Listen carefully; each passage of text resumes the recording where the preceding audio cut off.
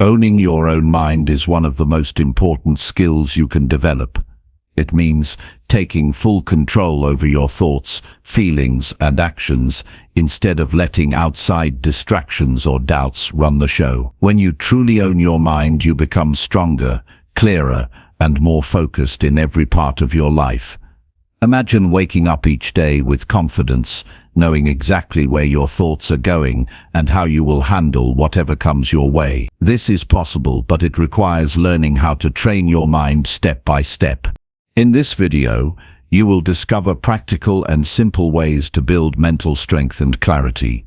You will learn how to take responsibility for your thoughts, how to shut out distractions, and how to replace negative self-talk with powerful beliefs that push you forward. You will see how small daily habits can change your mindset and give you control over your emotions and reactions. These are real, actionable tools, not just ideas, to help you live a life that feels steady and focused. This is not about magic or quick fixes. It's about developing skills that anyone can practice to improve their mindset and gain peace of mind. You'll hear ways to challenge your fears, set clear boundaries, and listen deeply to your own inner voice. You'll learn how to think clearly and act bravely, even when life feels uncertain or tough. Each step is designed to help you build confidence and take charge of your mental space. If you've ever felt overwhelmed, distracted, or stuck in negative thinking, this video is for you. Owning your own mind isn't about having all the answers right away.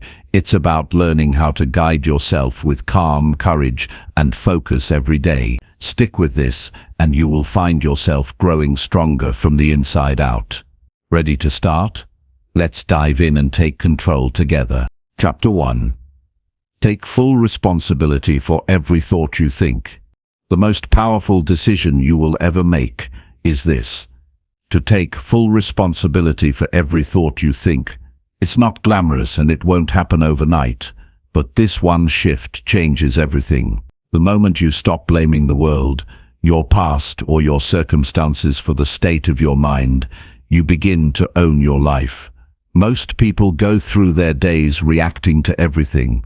They wake up and absorb the thoughts of others. They scroll through endless information, listen to noise, and never stop to question whether what they're thinking actually belongs to them. They accept fear without examination. They carry anger as if it was assigned to them. They believe they have no choice. But you do. You've always had a choice. You just didn't know it. The mind is not something that you simply live with. It is something you must train, examine, and take full control of. And the first step to owning your mind is realizing that every thought you think, whether helpful or harmful, is your responsibility. That doesn't mean you chose to be hurt in the past or that you asked for pain, but it does mean that what you think now and how you think about what happened is in your hands. This isn't about guilt or blame. This is about ownership. And ownership gives you power. If you believe your thoughts are automatic, you will never feel strong. If you think you cannot change your perspective, you'll stay stuck. But once you understand that thoughts are tools, not truths, you begin to regain control. You start questioning. You become aware. You begin to notice the loop that plays in your mind when you make a mistake or face a challenge. You hear yourself say things like, "I always fail," or "I'm not good enough," or "nothing ever works for me." And when you hear those words, you pause. You ask, who put that there? Was that something I learned or something I decided? Does this thought help me? Or does it keep me small? This is not about pretending, it's about choosing. You don't have to think perfect thoughts. You don't have to lie to yourself. You just need to decide that your thoughts are your job. If a thought brings you down, you don't blame the world, you correct it. So how do you start? You start by becoming brutally honest about what's going on in your head. You listen. You pay attention to how you speak to yourself. You write things down. You sit with your thoughts in silence, without distraction.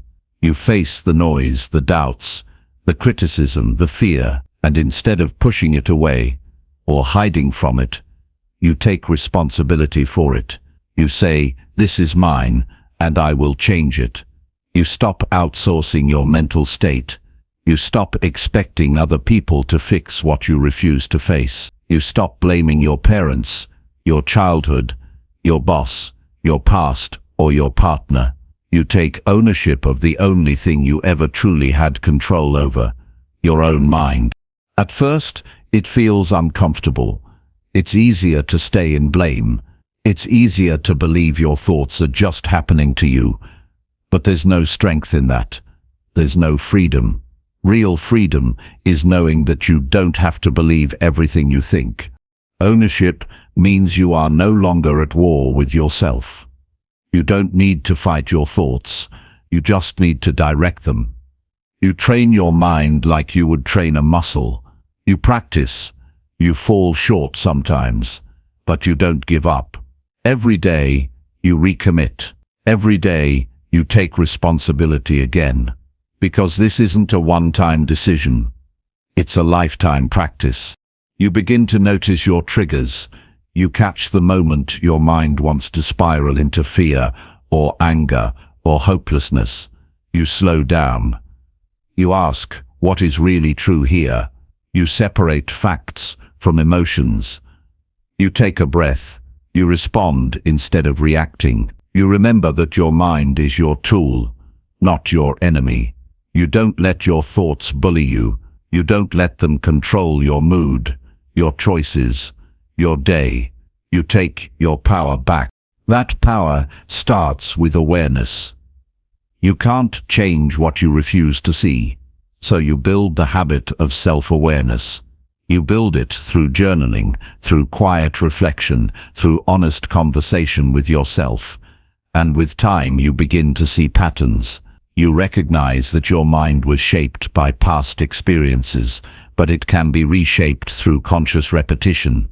You notice that the more you take responsibility for your thoughts, the less power they have over you. You stop being the victim of your thinking, and you become the author of it. This is how self-respect is built. Not through empty motivation, but through discipline. You wake up each day with a choice to repeat the old thoughts that keep you stuck, or to practice the new thoughts that set you free. And even if those new thoughts feel unfamiliar, even if they don't fully feel true yet, you repeat them anyway. Not because you're lying to yourself, but because you're creating a new truth. One built on ownership, not excuses. One based on strength, not fear. Taking responsibility for your mind also means taking responsibility for what you consume. Your environment matters. The people you talk to matter. The content you watch matters. Every input becomes a seed, and you must decide what you are willing to allow into your garden. You don't casually absorb anything. You filter. You protect your peace. You become intentional, because you understand now that your mind is your life, and what you allow in becomes what you live out. This is not about controlling everything. It's about controlling what you can. You can't control what other people say, but you can control what you believe. You can't stop challenges from coming, but you can stop them from taking over your thoughts. You can choose to see everything as either a lesson or a weight. You can choose growth over comfort. You can choose purpose over excuses. And you can choose to lead your mind instead of being led by it. No one can do this work for you. And that's the good news. Because it means no one can take it away from you either. Your mind is your responsibility, and that is your freedom. That is your strength. That is your peace. The person who owns their mind cannot be manipulated. They cannot be shaken by opinion. They cannot be controlled by fear, because they know who they are.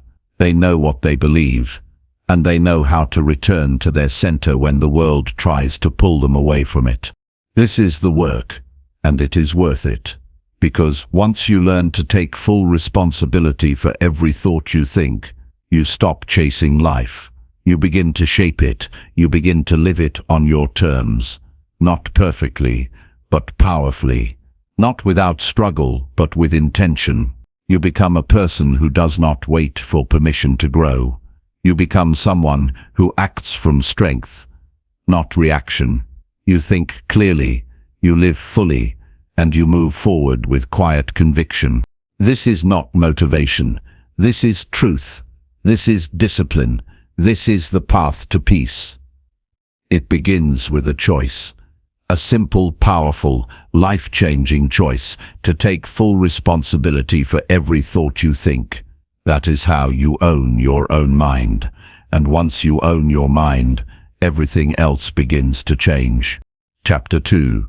Train your focus to stay where you choose. Focus is a skill, not a gift. It isn't something you either have or don't have. It's something you train. If you want to live a clear, purpose-driven life, you need to train your focus to stay exactly where you choose. In a world that constantly demands your attention, the ability to control your focus is no longer optional. It's essential. Most people don't realize that their attention is being pulled in every direction because they've never stopped to question how often their mind wanders or how easily they become distracted. But if you want to take control of your life, you must start with where your focus goes, because where your focus goes, your energy follows, and where your energy flows, your life begins to take shape. Every time you check your phone without intention, every time you interrupt yourself for no reason, every time you jump from one task to another without finishing anything, you weaken your focus. Not just in that moment, but over time. Focus is like a muscle, and every distraction is a decision to let it grow weaker. You don't need more time. You need more intention with the time you already have. When you focus deeply on one thing at a time, you finish faster, you perform better, and you feel more satisfied. But this doesn't happen by accident. It happens because you made a decision to stop letting the outside world dictate where your mind goes. You are not obligated to follow every notification. You don't have to react to every sound, message, or headline. You don't owe your attention to anything that doesn't move you forward. When you begin to train your focus, you realize how much of your day is spent in reaction. You respond to things that don't matter. You scroll without meaning. You switch from one thought to another without finishing either. And at the end of the day, you feel tired, not from doing too much, but from being pulled in too many directions. That's mental exhaustion. That's the cost of untrained focus. Focus is not about doing more. It's about doing what matters without interruption. It means choosing what to ignore. It means saying no to distractions, not because they're bad, but because they don't belong in your current moment. You take your power back when you decide that your focus is your own. You protect it like your time, your energy, and your peace, because it is all three. You stop multitasking. You stop jumping from one thing to the next. You stop allowing your mind to drift wherever it wants. You start deciding where it stays. You choose one task, one purpose, one conversation, and you stay with it fully until it's complete. You build this skill through discipline. You set clear blocks of time to work on specific things. You remove what doesn't belong. You don't leave your focus to chance. You turn off what isn't necessary. You create a space where your mind can work clearly. You work with depth instead of distraction. You stay until you're done, not because it feels good, but because it builds strength. The longer you stay focused, the stronger your mind becomes. You build endurance. You start to enjoy the feeling of being immersed in a task. You begin to feel more present and alive in everything you do. Most people want clarity, but live in chaos. They want peace, but allow noise. They want progress, but chase stimulation. If you want a life of purpose, you have to fight for your focus. You have to train it, like a warrior trains for battle. You practice every day. You don't wait for motivation. You commit to depth, even when it's uncomfortable, especially when it's uncomfortable. Because every time you stay focused, when your mind wants to wander, you win. And every win compounds. Soon you begin to notice something powerful. You are no longer easily distracted. You don't need to check everything. You don't crave every update. You feel calm inside your own mind. You become someone who finishes things, someone who follows through, someone who respects their time and mental energy. There is a cost to distraction, and most people pay it without thinking. They wonder why they feel anxious, overwhelmed, and unfulfilled. But if they looked closely, they'd see that they've trained their mind to scatter. They've taught themselves to live in fragments. That's not a focus problem, that's a habits problem. You don't break that cycle with willpower alone, you break it by building a better system. One where your environment supports your focus. One where your decisions reflect your priorities. One where your time is protected and used with intention. You don't need perfect conditions. You need better decisions. You need to decide that your focus is not up for negotiation. When you sit down to work, work. When you rest, rest. When you listen, listen fully. When you plan, plan with clarity. Stop blending everything together. Stop living in a state of half attention. It's not just unproductive, it's exhausting. You don't need to be everywhere at once. You just need to be exactly where you are. Fully. Completely. Without apology. That is power. That is peace. Focus gives you back control over your time, your emotions, and your goals. It sharpens your mind. It strengthens your will. It makes your life feel more meaningful because you're no longer scattered. You're intentional. And being intentional is how you build a life you respect. You don't get there by chance. You get there by repeated choices to do one thing at a time, with everything you have, without running from it. And the more you practice, the more it becomes your nature. Not because it's easy, but because it's worth it. You may feel restless at first. You may want to break focus just to feel something new. That's normal. You've spent years training your brain to chase stimulation. But just because your mind craves something doesn't mean you feed it. You recognize the impulse, and you don't obey it. You stay, you finish. You give yourself to the task, not because it feels good, but because it makes you stronger. And soon, you find that real satisfaction comes not from jumping between things, but from the quiet power of sustained attention. Training your focus also sharpens your self-awareness. You begin to notice when your mind slips. You notice the thoughts that pull you off course. You catch yourself when you drift into overthinking or unproductive patterns. You bring yourself back. That's the discipline. Not perfection returning, not staying focused for hours, but learning how to return to your focus again and again without frustration. That return is where growth happens. Every time you come back to the task, you're teaching your mind, I lead, not you. When you can focus at will, you become unstoppable. Not because you're faster or smarter than others, but because you finish. Because you stay when others quit. Because you build a mind that doesn't need constant stimulation to feel alive. You build a mind that is sharp, calm, and ready for anything. That's not just productivity, that's strength. That's leadership. That's mastery of self. The more you focus with purpose, the more control you feel. You stop drifting. You stop rushing. You start choosing. And the more you choose where your focus goes, the more your life starts to match your values. It becomes simpler, clearer, more fulfilling. You begin to move with intention instead of reacting out of habit. You start seeing progress in places where you used to see chaos. You experience peace in places where you used to feel pressure. That shift doesn't come from outside, it comes from within, from your decision to train your focus, to stay exactly where you choose. That decision, practiced every day, will change your mind, and changing your mind will change your life. Chapter 3. Replace negative self-talk with honest, powerful beliefs. What you say to yourself shapes how you live. The words running through your mind each day form the lens through which you see yourself, your challenges, and your potential. Most people don't realize how often they speak to themselves with judgment, limitation, and doubt.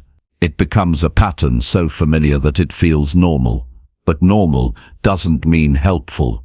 And if the thoughts in your head are tearing you down, they are not facts. They are habits. If you want to live with strength and clarity, you must replace the negative self-talk that weakens you with honest beliefs that build you. This isn't about pretending everything is fine. It's about refusing to accept lies that keep you small. You weren't born speaking to yourself with negativity. Somewhere along the way, you picked it up. Maybe it came from criticism, disappointment, comparison, or failure. Maybe you believed someone else's words more than your own truth. Over time, those thoughts became automatic. They whispered that you weren't good enough, that you were behind, that you always mess things up, that you'll never change, and because they repeated often, they started to feel real. But repetition is not proof. It's just a signal of what has been practiced. If you can practice tearing yourself down, you can also practice lifting yourself up with truth, with power, with belief. Changing your self-talk starts with awareness. You cannot shift what you don't notice. Begin by listening to yourself. Really listen. Pay attention to the thoughts that show up when you make a mistake, when things feel uncertain, when you're tired, or when you're about to try something new. That's when the old scripts appear. They sound like warnings, but they're really just old conditioning. Catch the moments when you speak to yourself in ways you would never speak to someone you care about. Recognize that just because a thought shows up doesn't mean it belongs to you or that you have to agree with it. The goal is not to silence every negative thought. That's not realistic. The goal is to stop giving those thoughts the final say. You do that by confronting them with honesty. If a thought tells you that you're worthless, ask yourself if that's really true. Look at the evidence, challenge the generalizations. Speak to yourself like a responsible friend would, not with sugarcoating, but with grounded strength. Tell yourself what is true. Remind yourself of what you've come through. Talk about your mistakes as something to learn from, not something to attach shame to. Describe your efforts with respect, not sarcasm. Name your progress, even if it's slow. Honest self-talk is not about inflating your ego. It's about refusing to shrink. It's about building beliefs that support your growth and reflect your values. You don't need to tell yourself you're the best or that everything will work perfectly. You just need to remind yourself that you are capable, resilient, and willing to keep going. You need to stop rehearsing failure and start rehearsing persistence.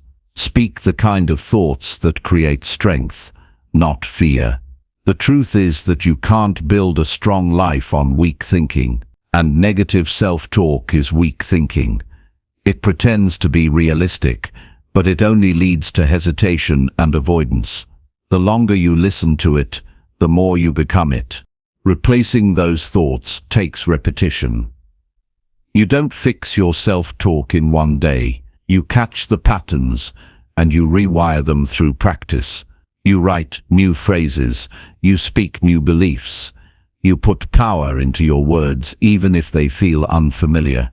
When your mind says, "I can't," you respond with, "I'm learning." When it says, I always fail, you answer with, I've grown from every setback. When it says, I'm not enough, you hold your ground and say, I am worthy of growth, effort, and peace. These are not motivational phrases. These are anchors. You choose them because they stabilize you when your thinking wants to spiral. This is a discipline. You train your inner voice to support your goals instead of sabotaging them.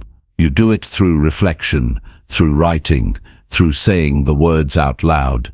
And as those new thoughts take root, you begin to carry yourself differently. You stop waiting for proof to believe in yourself.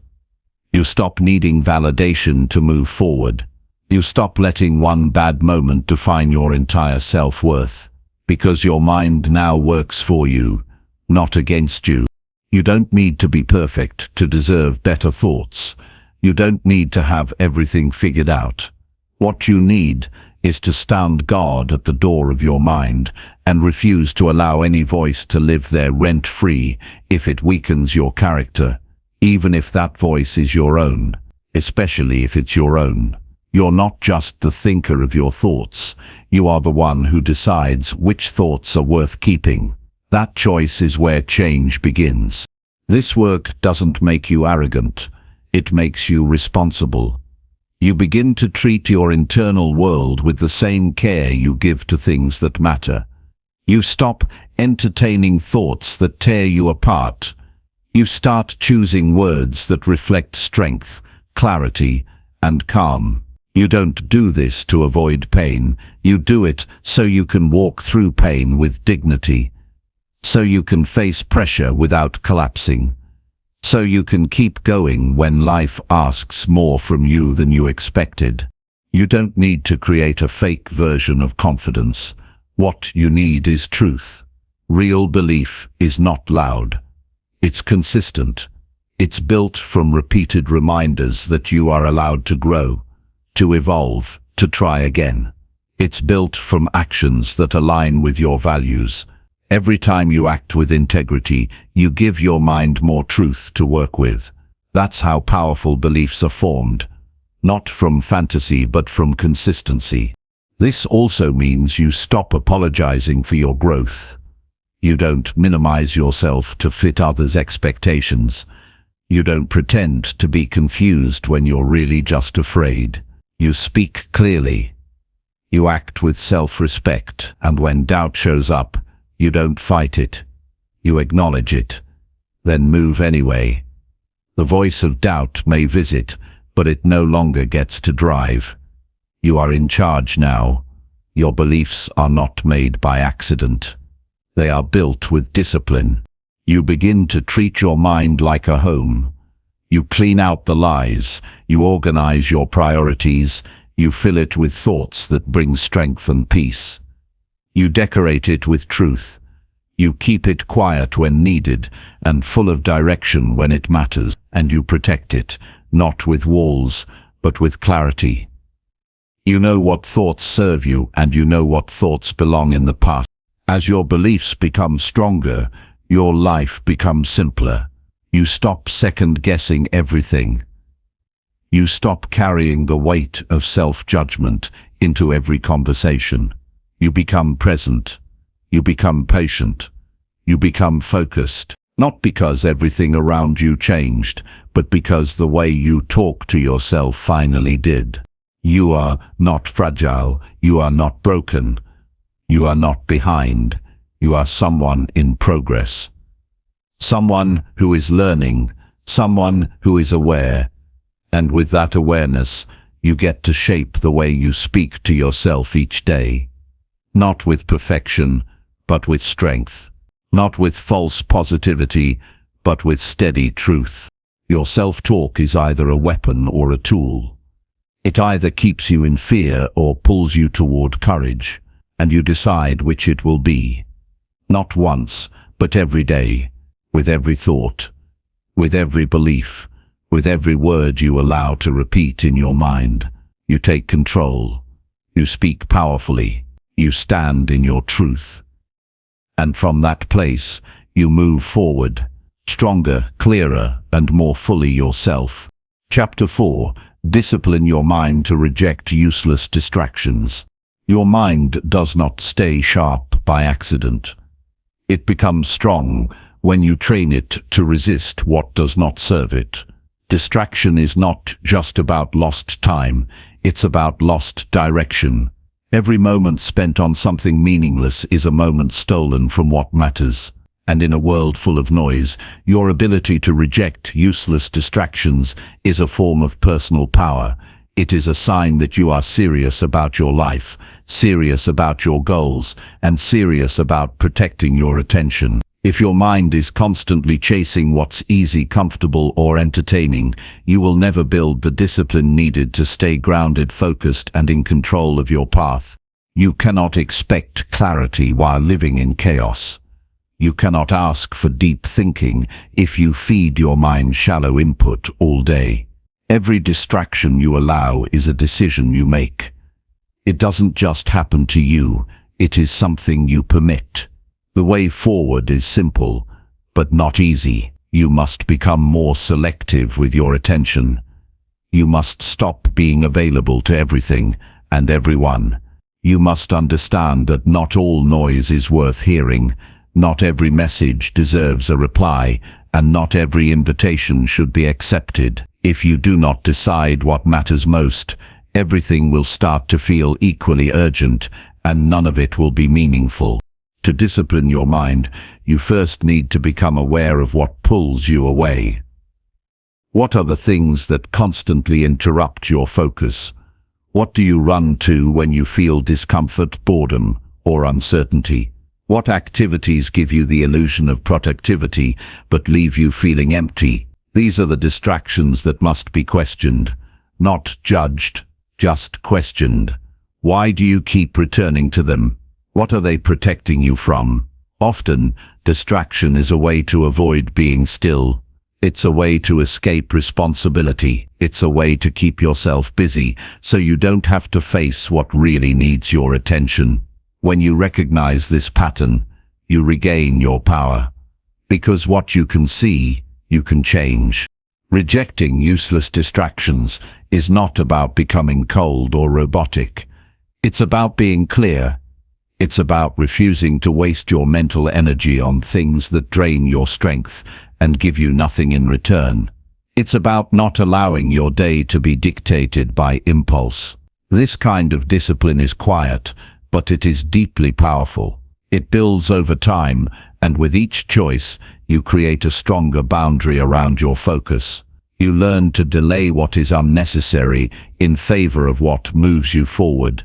You choose presence over passivity. You choose purpose over habit. This practice begins the moment you wake up.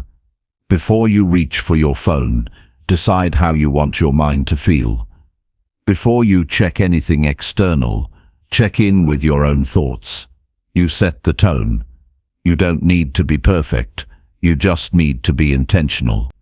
Your morning sets the standard for the rest of your day. And if you allow distractions to enter early, you will be fighting to regain control for hours. But if you begin with clarity, you carry that mindset into everything else. Throughout your day, guard your mental space like something valuable, because it is. Learn to close the tabs that no longer need your attention. Learn to finish one thing before moving to another. Learn to pause before switching from task to task. These are small habits, but they form the structure that protects your deeper work. They create the mental environment where true thinking happens. You can't expect deep focus to appear in a life that is constantly scattered. Structure invites clarity, and structure is built through discipline.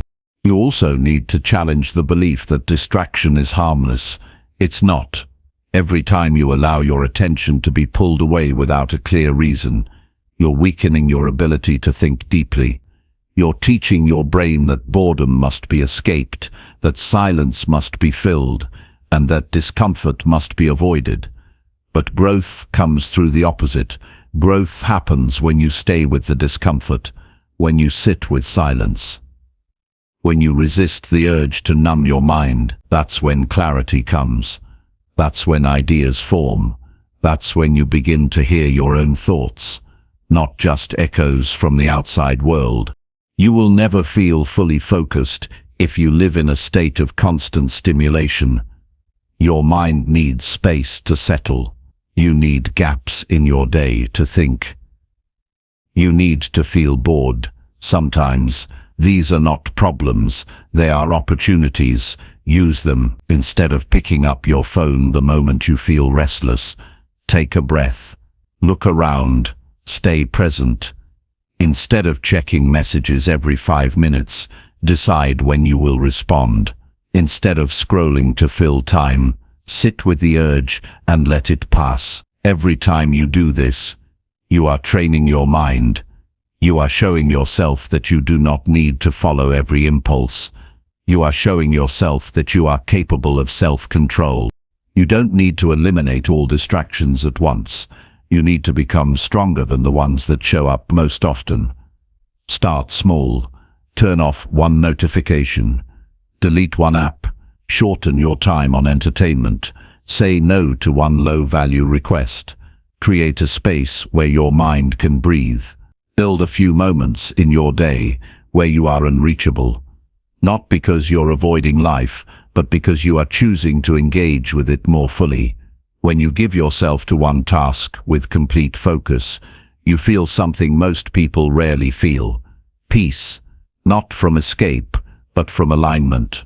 Over time, your resistance to distraction becomes your strength. You begin to crave depth. You begin to enjoy silence. You begin to feel calm even when the world feels loud. That's because you are no longer being controlled by every outside influence. You are no longer reacting to everything around you. You are making choices, and those choices give your mind the stability it needs to stay sharp, steady, and resilient. You will always have access to distraction. The question is whether you will keep giving it your attention. You can always come back to shallow input, but you can never get back the time and energy it takes from your best work. Discipline is not about limitation. It is about freedom. When you say no to what doesn't matter, you say yes to what does. You create room for focus, for growth, for clarity. You give your best energy to the things that build your future, not the things that steal it. If you want to live with strength, you must think with strength, and strong thinking cannot coexist with weak habits. The world will keep offering you distractions. Your mind will keep inventing excuses, but you decide who is in control. You decide how you spend your time. You decide whether you give in to the pull of noise or stand firm in your own direction. That decision, made again and again, creates discipline, and discipline creates peace. This kind of peace is not found by doing less. It is found by doing what matters without interruption. You do not chase every thought. You do not answer every noise. You build a quiet space inside yourself that says, I know what I'm doing, and I will not be moved. That is the strength of a disciplined mind. That is the clarity of someone who is no longer willing to waste their time. That is the mindset of someone who has rejected distraction and chosen focus fully, freely, and without regret. Chapter 5. Challenge every fear until it loses control. Fear is not meant to be obeyed. It's meant to be understood, challenged, and eventually defeated. Most of the fear that controls people never comes from danger. It comes from thoughts that were never questioned, stories that were never corrected, and experiences that were never processed. When you leave fear unchallenged, it grows roots in your life. It starts dictating how far you go, what you try, who you become, and how you see yourself. But the truth is, fear has no real power until you give it permission to lead. You were not born to live small, quiet, and uncertain just because fear shows up. You were born with the ability to override it, but that ability must be activated by courage, and courage is built through action, not just hope. When you allow fear to go unchecked, it begins making decisions for you. It tells you to wait. It tells you to hold back. It tells you you're not ready, not qualified, not strong enough. And if you listen long enough, it convinces you that playing it safe is wisdom. But nothing extraordinary is built in safety. Every breakthrough begins on the other side of discomfort. The people who move forward are not fearless. They're just unwilling to be paralyzed by fear any longer. They feel the hesitation, and they move anyway. They feel the uncertainty, and they decide anyway. Because they understand that fear is a signal, not a stop sign. If you want to take back your power, you have to stop protecting your fears. You have to stop defending your limits. You must turn and face what you've been avoiding. You must bring it into the open, name it, and challenge it. Ask yourself, what exactly am I afraid will happen? Then take it further. What if that fear came true? Could you survive it? Could you learn from it? Could you recover? Most of the time, the answer is yes. But your fear never lets you get that far. It whispers catastrophe. It paints the worst-case scenario and convinces you that you're not equipped to handle it. But you are. You always were. You just haven't been forced to prove it yet. Avoidance feeds fear. Exposure starves it. The more you step toward what makes you nervous, the more you teach your mind that fear does not equal danger. You prove, through experience, that the story was scarier than the reality. And once you collect enough of those moments, your brain starts building a new reference point. It begins to see fear as a challenge to grow through, not a command to retreat. You gain self-respect, you build trust in your ability to respond, and that's the moment fear begins to lose control over you. Not because it disappears, but because it no longer owns your choices. There is no courage without the presence of fear. But courage is not something you wait for. It's something you generate, moment by moment. Every time you walk into an uncomfortable situation, you're collecting evidence that you are stronger than you thought, that you are more capable than you believed. And that feeling becomes addictive, because once you feel what it's like to overcome something that once intimidated you, you begin to crave more of that expansion. You no longer settle for a life shaped by limitation. You begin shaping your life with intention.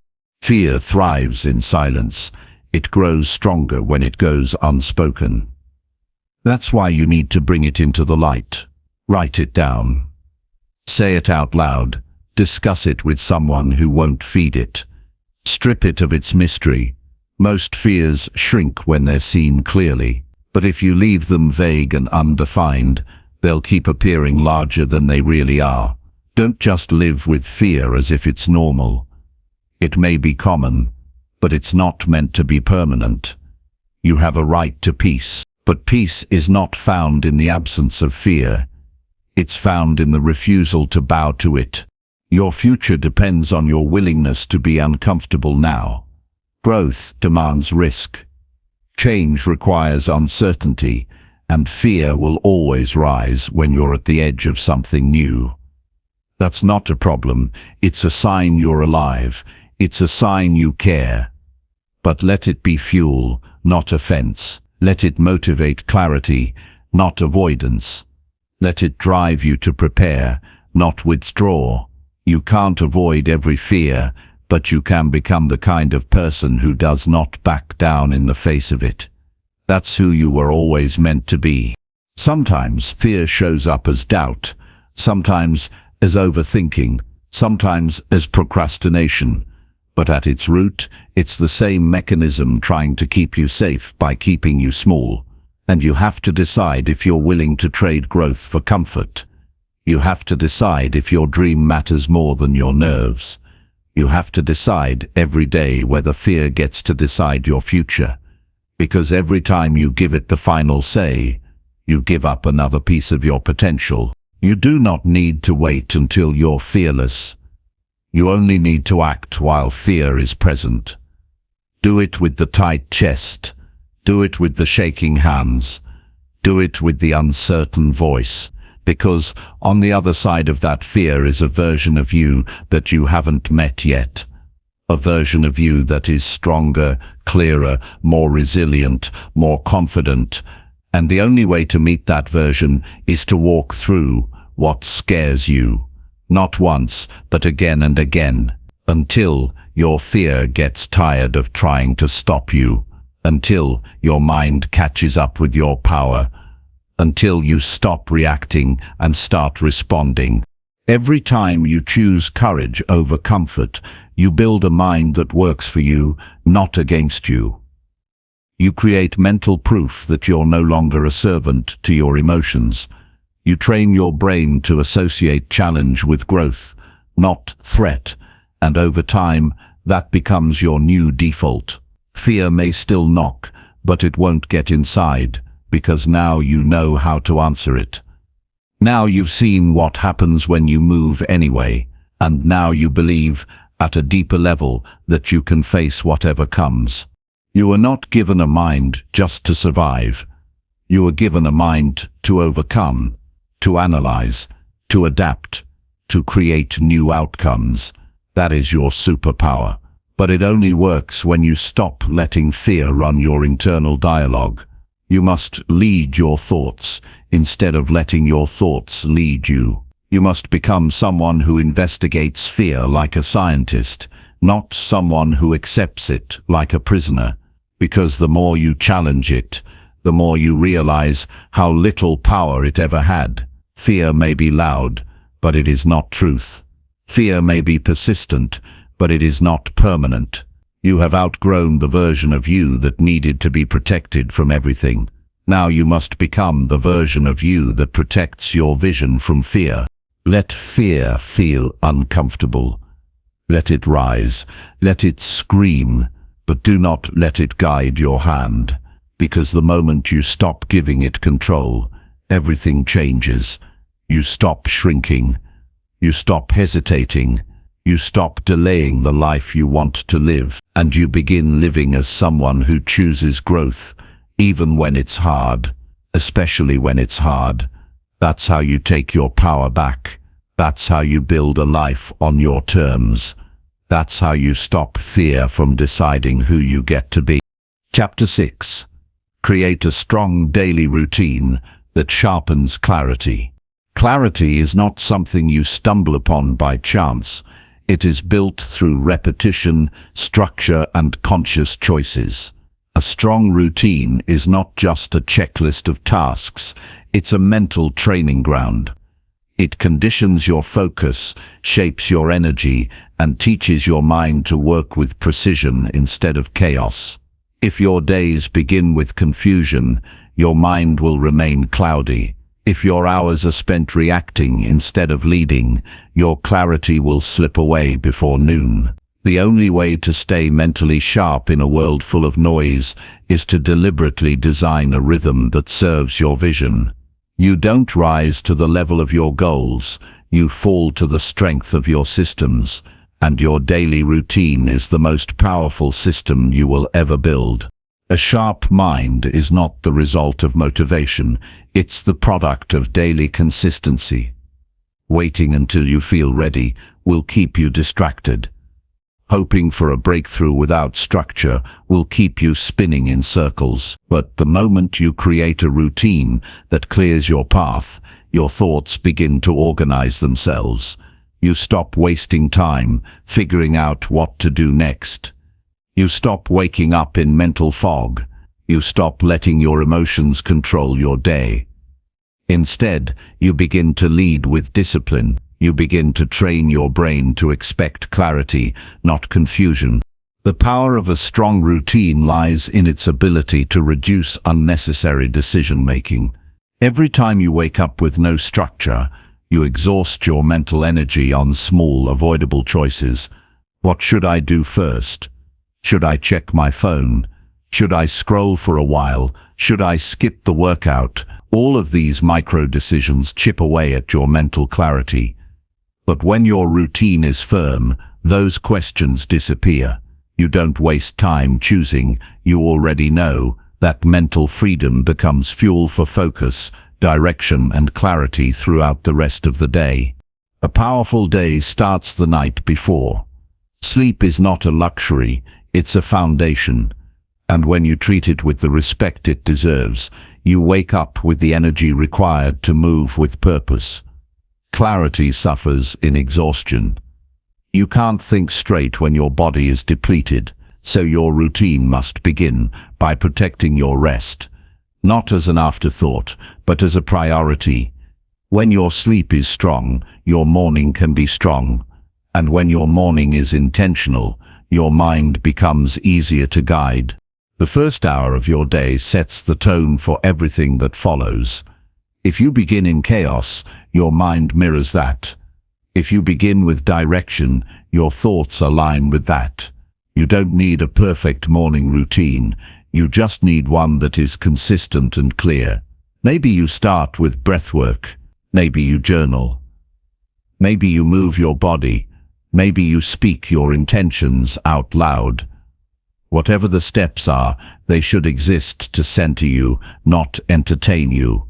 Your mind craves a signal that it's time to lead, not scroll.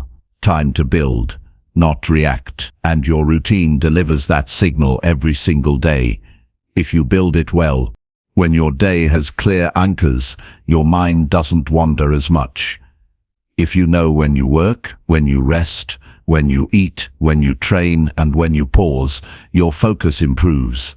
You don't need to question what you should be doing. You just need to follow through. That's where clarity is born.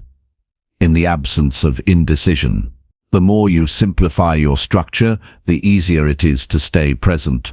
And the more present you are, the sharper your perception becomes.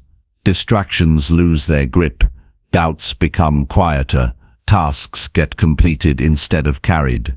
That's not accidental. It's intentional design. Clarity isn't about having all the answers. It's about knowing what matters most today. Your routine should remind you of that.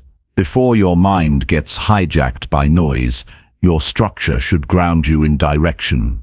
A clear routine eliminates the excuse of "I didn't know where to start." It removes the trap of waiting for motivation. It builds momentum through small but intentional actions, repeated until they become second nature. You stop negotiating with yourself. You just begin. And that beginning changes everything. One of the most underrated benefits of a daily routine is emotional stability. When your days are unpredictable, your emotions become harder to manage. But when your routine holds steady, your emotional responses become more balanced. You start to build resilience. Because you're not always scrambling, you start to feel anchored, even when life feels chaotic. That sense of internal control is what allows you to think clearly under pressure. You don't collapse at the first sign of stress. You return to your rhythm. You adjust without losing your footing. That's what a strong routine gives you. A reliable foundation, no matter the circumstances. Clarity grows in the soil of discipline. You can't expect a clear mind while living in scattered habits. Every shortcut, every skipped step, every abandoned plan adds clutter to your mental space. But every completed task, every repeated habit, every quiet moment of intention sharpens your focus like a blade. You begin to see opportunities instead of distractions. You begin to sense when something is off before it pulls you off course. You don't waste hours recovering from poor decisions. You make fewer poor decisions to begin with. Structure is not meant to limit you. It's meant to free you. When you know what your day looks like, you're free to be fully engaged in the moment. You don't need to carry the weight of wondering if you're doing enough. You already decided. You already committed. And that commitment gives you clarity. You don't chase productivity. You walk into it. You don't scramble for time. You've already claimed it. This is the mindset that allows you to lead your life instead of reacting to it. No one else can build your routine for you. It must reflect your goals, your values, your priorities. It doesn't need to look impressive. It needs to work. It needs to support your mind, your energy, your growth. And once you find the rhythm that works, protect it. Let nothing interrupt it unless absolutely necessary. Don't let urgent distractions steal from what is essential. Because the strength of your clarity is directly tied to the strength of your routine. You cannot think clearly while living reactively. You cannot lead your life while surrendering to randomness. The mind performs best under structure. It learns faster, works deeper, and sees further when you give it consistent space to operate. That's what a powerful routine creates. Space for greatness to unfold. Space for silence to guide you. Space for effort to transform you. This is how you become sharper. Not once, not sometimes, but daily. You stop letting the day decide your state. You begin deciding it yourself through structure, through habit, through intention. You do it tired. You do it early. You do it even when no one sees, because clarity is not something you hope for. It's something you build brick by brick, day after day, until it becomes who you are. Chapter 7. Build mental toughness by doing hard things daily. Comfort weakens the mind. It softens your edge, dulls your instincts, and lulls you into habits that shrink your potential. If you want to develop a mindset that can handle anything, you must deliberately place yourself in situations that test your will. Mental toughness is not inherited, it is earned. It doesn't come from reading about hard things or watching others endure. It comes from doing the work yourself, from choosing discomfort on purpose, from taking the harder path every day until your brain stops flinching at pressure and starts demanding growth. The difference between someone who breaks down under stress and someone who remains unshaken isn't talent, background, or luck. It's conditioning. When you regularly face challenges that stretch your limits, your mind learns to stop resisting pain. It becomes familiar with pressure. It recognizes fear without obeying it. That familiarity is where power begins. Because once your mind knows it can survive discomfort, it stops retreating every time life demands more from you. Doing hard things daily doesn't mean torturing yourself. It means removing the option of choosing the easy way out. It means building discipline into your identity. That could be waking up earlier than you want to, training your body when you're tired, finishing what you said you would, even when you've lost interest, speaking the truth instead of avoiding conflict, pushing yourself past boredom instead of quitting when results don't come fast. These acts may seem small, but they form the core of resilience, because toughness is not about feeling strong, it's about refusing to quit when you don't. You don't become mentally tough by waiting for a crisis to teach you. You become tough by creating the pressure before life does. When you push yourself on purpose, the world's pressure feels lighter. Most people wait until they're forced to adapt. But if you make adversity part of your daily routine, it stops controlling you. It becomes a familiar training partner, not a threat. The repetition of hard choices builds psychological armor. You begin to trust your own strength. You begin to act without hesitation. You stop being afraid of effort, judgment, or setbacks. Mental weakness thrives on excuses. It justifies comfort. It protects ego. It rejects discomfort. The only way to kill that weakness is through direct action. When you do something difficult every single day, you remove the space where weakness hides. You force your mind to confront the truth. That growth hurts. That comfort lies. That strength requires sacrifice. You stop talking about change and start proving it. You start collecting experiences that no one can take from you. That proof becomes your power. You don't need to feel confident. You've already shown yourself what you're made of. You won't always be motivated. That's exactly why hard things must become non-negotiable. Discipline must be stronger than your feelings. If your effort depends on mood, you will never build mental toughness. You must learn to act without negotiating with yourself. Set a standard and meet it. Show up even when you're not at your best.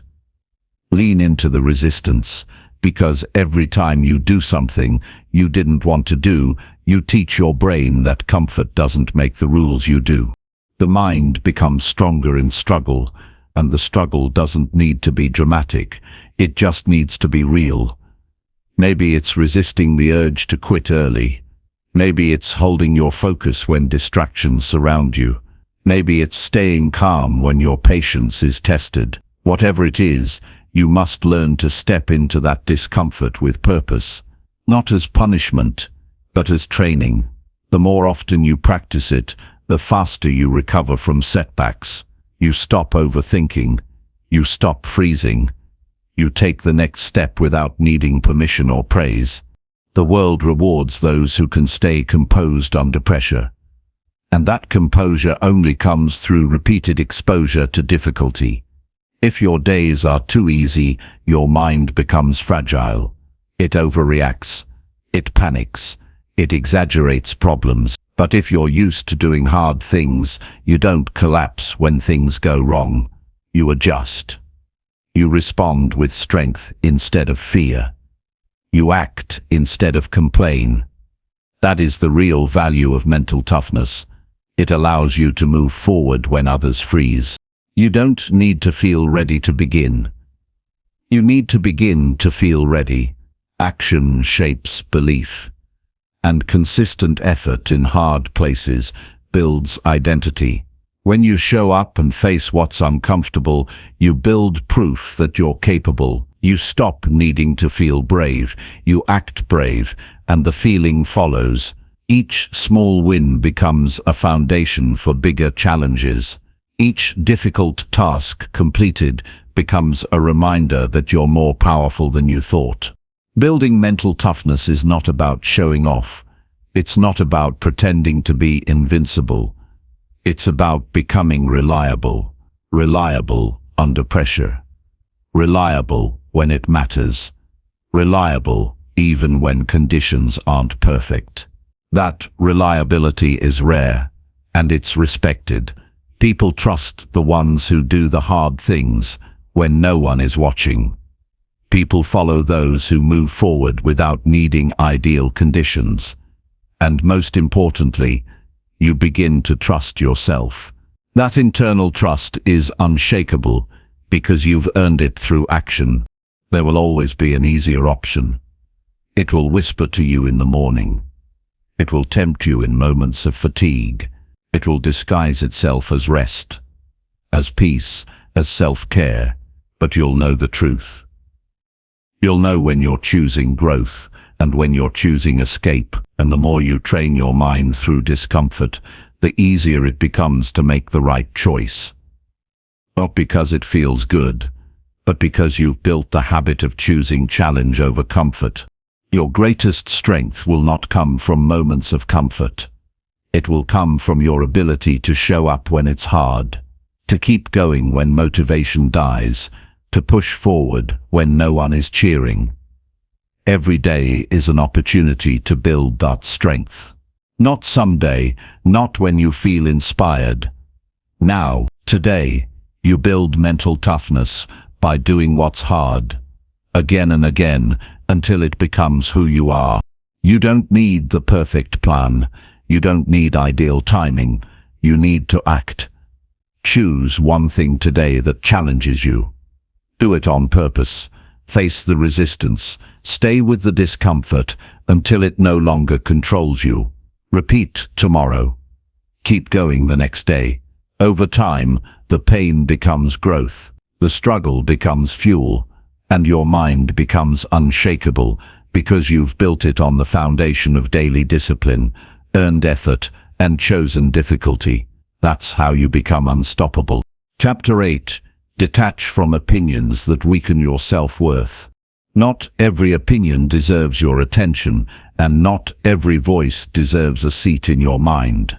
The faster you realize this, the more peace you'll begin to feel. There comes a point in life where protecting your self-worth becomes more important than explaining yourself to people who don't even understand themselves. Most of the voices that criticize you aren't really about you. They're projections of someone else's insecurities, fears, or failures. And if you let those projections shape how you see yourself, you'll always be chasing someone else's definition of who you're supposed to be. You don't need to convince anyone of your value. You don't need permission to believe in yourself. You don't need validation to move forward. The opinions that make you feel small only have power when you accept them as truth. But they are not truth. They are noise. And when you learn to step back from that noise, you begin to hear your own voice again. That voice, the one within you, is the only one that truly matters. Because it's the only one that sees everything you've survived. It's the only one that knows what you're working toward, and it's the only one that will still be with you when everyone else disappears. Some people will misunderstand you no matter how clearly you speak. Others will judge you even if you do everything right. You could live your life trying to satisfy every expectation, and someone will still find a reason to tear you down. This is not a sign that you're failing. It's a sign that external approval is a broken standard. The moment you start detaching from opinions that weaken your spirit, you create space to rise above them. You stop shrinking to fit in. You stop bending to be liked. You stop apologizing for being yourself. Your self-worth isn't built on compliments, and it shouldn't collapse under criticism. If your confidence only exists when people praise you, then it was never real confidence. It was dependency. Real self-worth is unshaken by noise. It is steady, quiet, rooted in self-respect. And self-respect means refusing to hand your power to people who haven't earned your trust. If someone's words make you question your value, stop giving their voice access to your identity. Their opinion is not a mirror, it is a reflection of their own mind, not yours. Most people who try to make you feel less aren't strong themselves.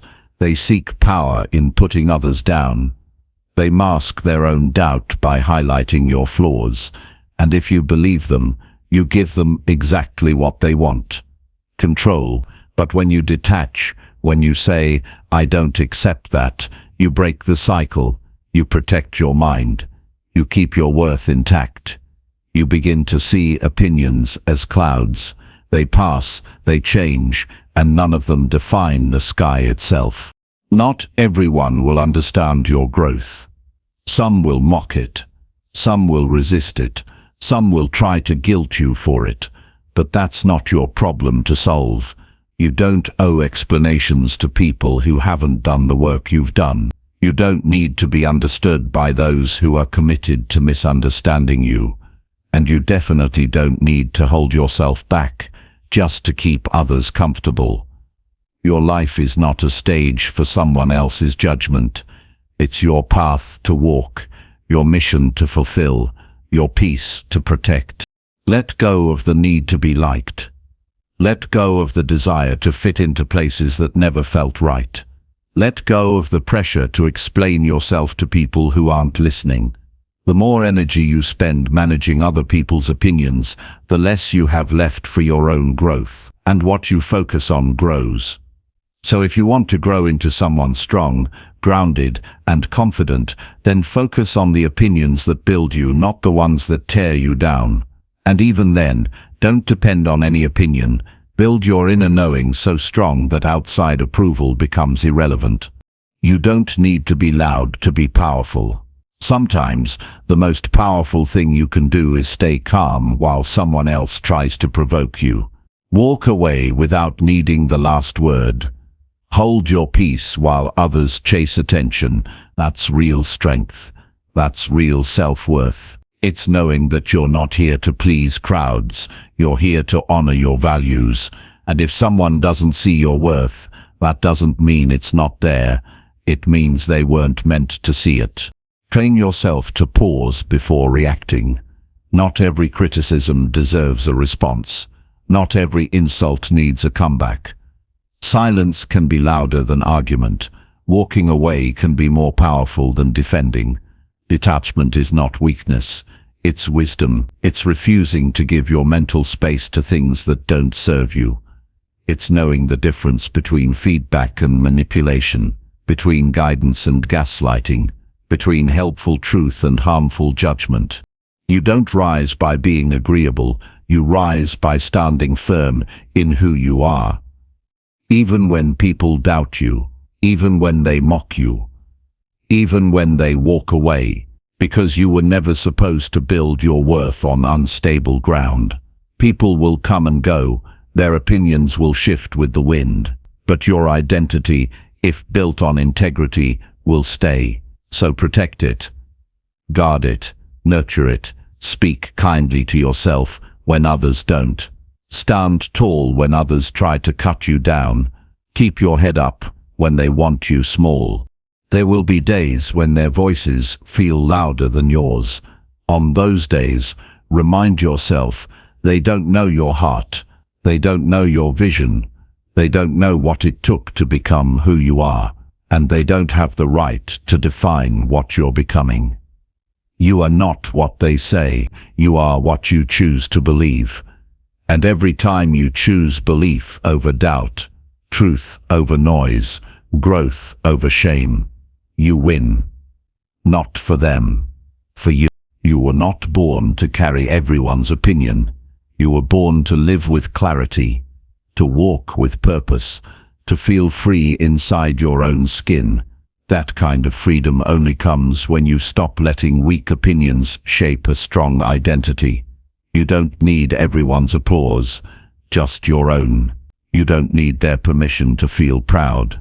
You only need to know you're doing your best, that you're being honest with yourself, that you're improving, growing, healing, moving.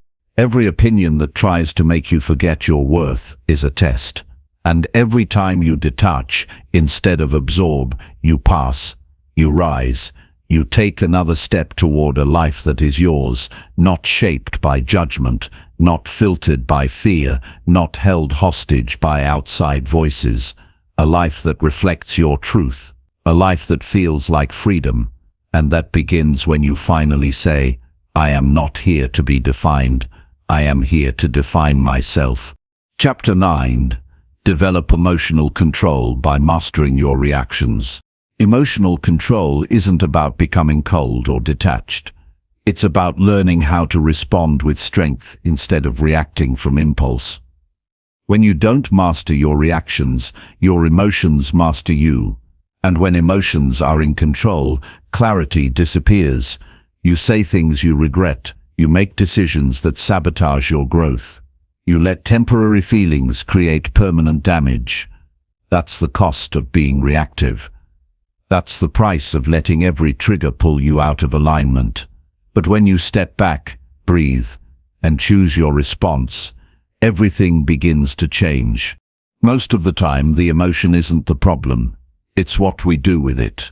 Anger isn't weakness, but exploding in anger without thought is. Sadness isn't failure, but drowning in it without reaching for perspective is. Fear isn't a flaw, but letting it dictate your choices. Your feelings are signals, not instructions. They're meant to be noticed, not obeyed blindly. When you learn to pause before you act, you give yourself the power to choose a better outcome. You gain the ability to remain grounded when everything around you feels unstable. There is nothing more powerful than staying calm in a moment of chaos. It doesn't mean you're emotionless. It means you've trained your mind to stay steady under pressure. You've disciplined yourself to not give every emotion the driver's seat. That doesn't come naturally. It takes practice, it takes patience, but the reward is peace. The reward is confidence. The reward is knowing that no one can pull you off course just because they want a reaction. You are no longer a puppet to people's provocations.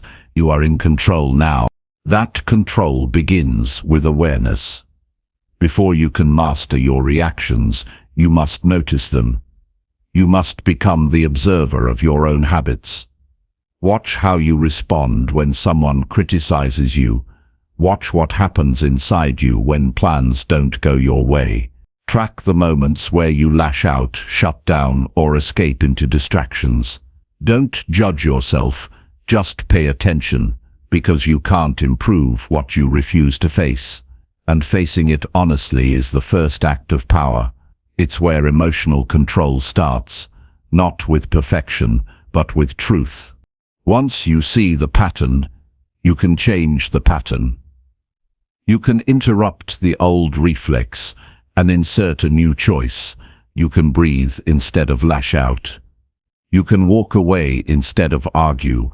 You can reflect instead of react. And every time you do that, you're training your nervous system to stay balanced under stress. You're rewiring your mind to delay gratification in favor of long-term strength. You're becoming someone who doesn't crumble under pressure, but calmly carries the moment with dignity. Mastering your reactions doesn't mean ignoring your feelings. It means responding from your values, not your moods. It means aligning your behavior with who you want to be, not with what someone else just triggered in you. If someone disrespects you, you don't need to return the favor. You can stand firm without shouting. You can set boundaries without being harsh. You can say no without guilt. The more emotionally grounded you become, the less you feel the need to prove anything to anyone. You stop reacting to gain approval or to defend your ego. You act based on clarity, not chaos. This kind of discipline requires you to slow down. Most emotional mistakes happen in speed. You feel hurt and speak immediately. You get frustrated and storm out. You get offended and fire back. But when you slow down, just for a moment, you create space between the feeling and the action. And in that space, there's freedom. The freedom to choose a better response. The freedom to ask, is this reaction helping or hurting me? The freedom to protect your peace instead of chasing temporary relief. People will test your emotions. Life will surprise you with unfair moments. There will be triggers, frustrations, and stress. You can't always control what happens, but you can control how you carry it. You can train your mind to hold the tension without becoming it, to feel the emotion without being overtaken by it. That is strength. That is maturity, and it is a skill. Not something you're born with, but something you develop through reflection, through practice, through the decision to rise above old patterns. There's a difference between letting things slide and consciously choosing your response. Emotional control is not about suppressing what you feel. It's about channeling it wisely. When you feel disrespected, acknowledge it, but ask yourself what kind of person you want to be in that moment. When you feel anxious, admit it, but ask yourself whether acting from that anxiety will bring relief or regret. Emotional control means knowing that not everything that feels urgent is actually important. It's being able to see beyond the emotion and act from a deeper understanding. You don't need to react just because something stirred you. You don't need to explain yourself every time someone misunderstands. You don't need to fight battles that aren't worth your time. The moment you stop letting every emotional wave knock you over, you start building the kind of inner stability most people never reach. That stability is quiet but unshakable. It keeps you grounded in storms. It helps you hold conversations without aggression. It teaches you how to be powerful without needing to dominate. That's real leadership. That's real emotional strength. Developing emotional control doesn't mean you'll never feel triggered again. It means you'll recognize the trigger without letting it dictate your behavior. It means you'll learn to delay your response long enough to see clearly. It means you'll stop outsourcing your peace to other people's words or actions, because you'll understand that your peace is your responsibility. No one else can give it to you, and no one else should have the power to take it away.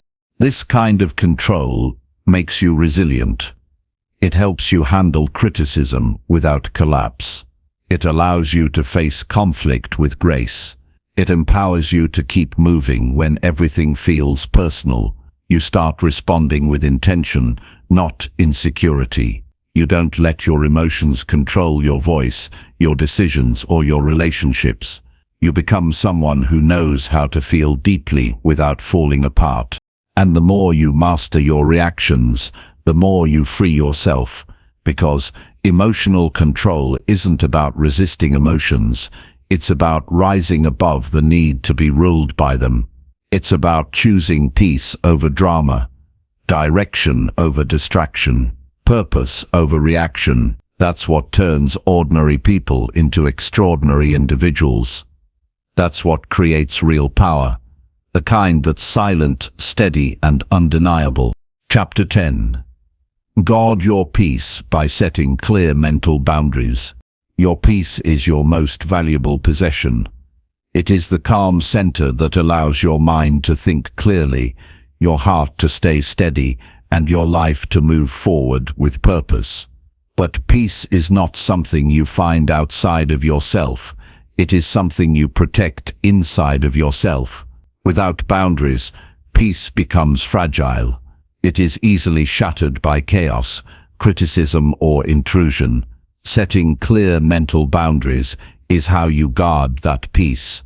It is how you say no to what drains you and yes to what nurtures you. It is how you keep your inner world safe in an often unpredictable and noisy external environment. A mental boundary is not a wall to isolate yourself. It is a fence that defines your space. It tells others what you will accept and what you won't. It tells you where your responsibility ends and where theirs begins. Without these boundaries, you allow other people's opinions, emotions, and demands to invade your mind. You become a container for their stress, doubts, and negativity.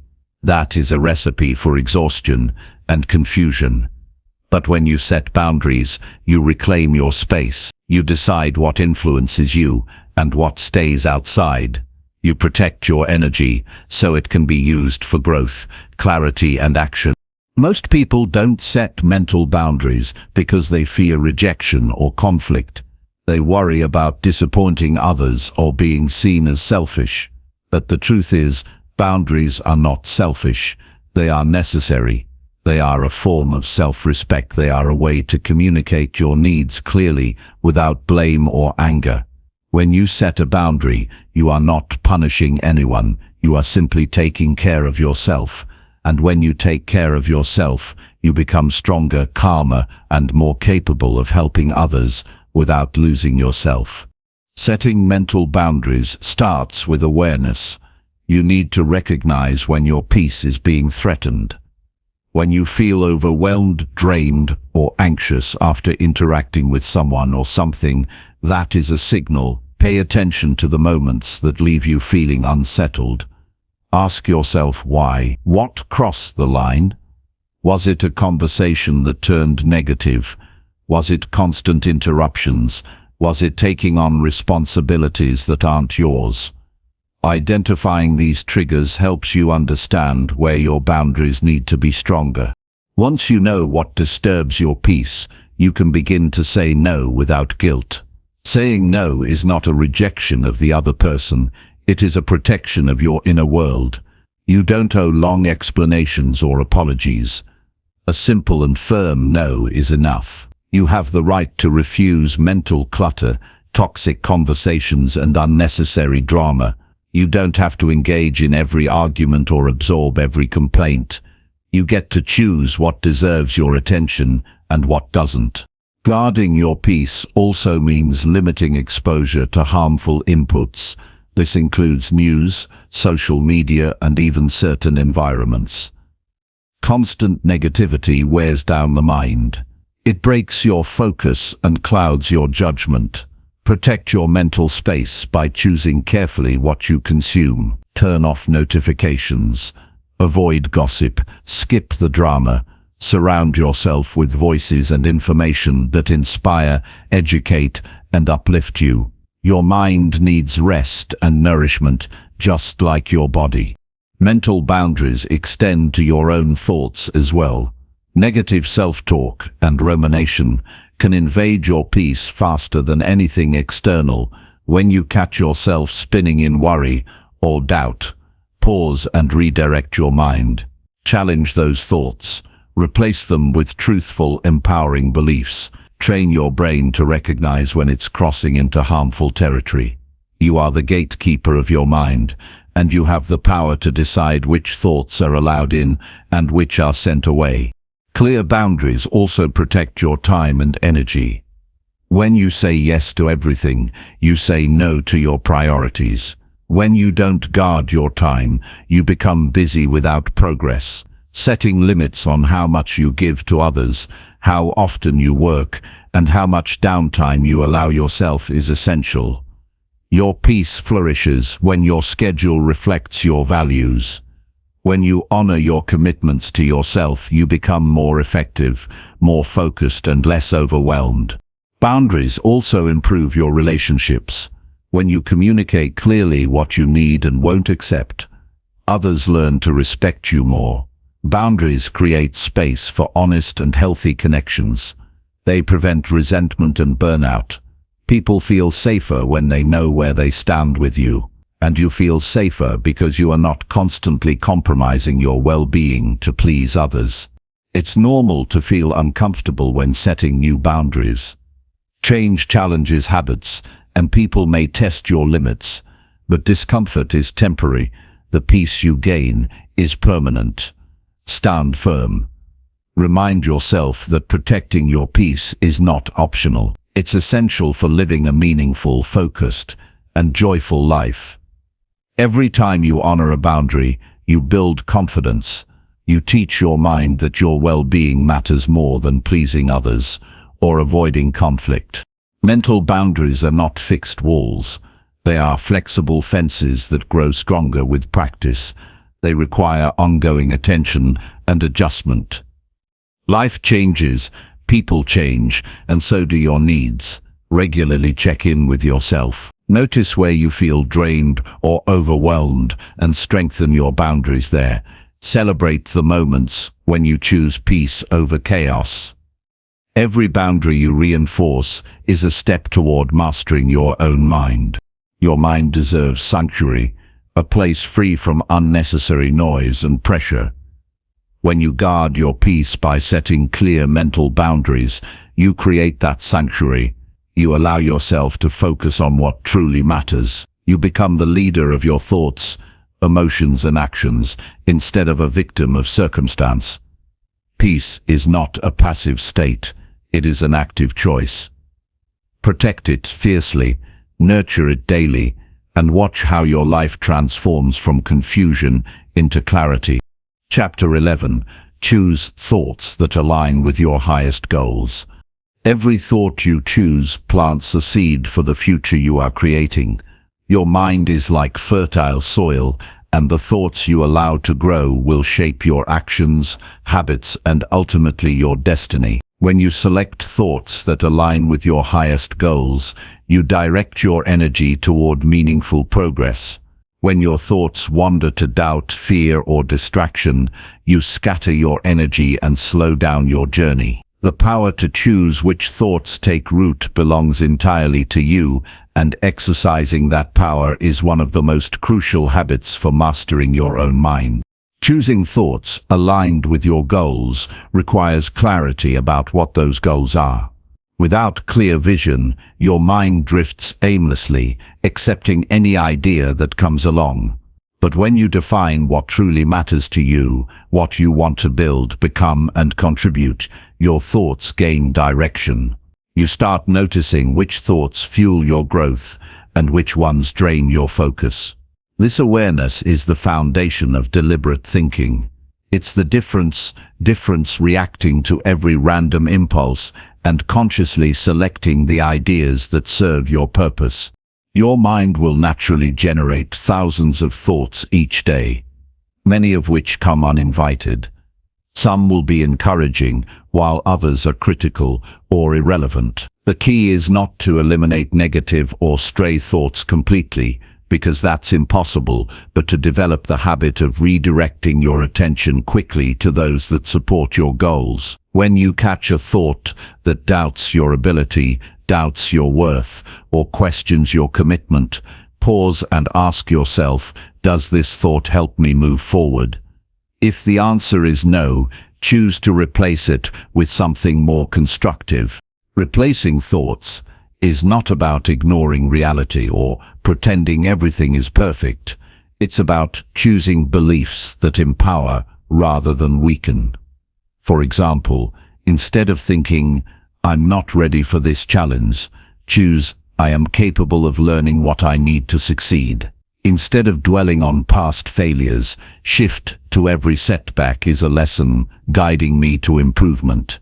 These choices transform your mental environment into one where progress thrives. They reshape your internal dialogue into a source of strength, not sabotage. Practicing this mental discipline takes time and patience. Your mind is used to running on autopilot, recycling the same old beliefs and fears. That autopilot mode is comfortable but unproductive. Interrupting it means becoming more mindful of your thoughts throughout the day. You can set reminders to check in with yourself or journal about the thoughts dominating your mind. The goal is to build awareness so you catch the mental habits before they take control. The more you practice, the faster you will retrain your brain to lean toward thoughts that fuel your ambitions. Intentional thinking influences your behavior more than you realize. Thoughts shape your emotions, which influence your decisions and actions. When your mind consistently dwells on your goals, your emotions align with motivation and confidence. This emotional alignment drives you to take persistent, focused steps.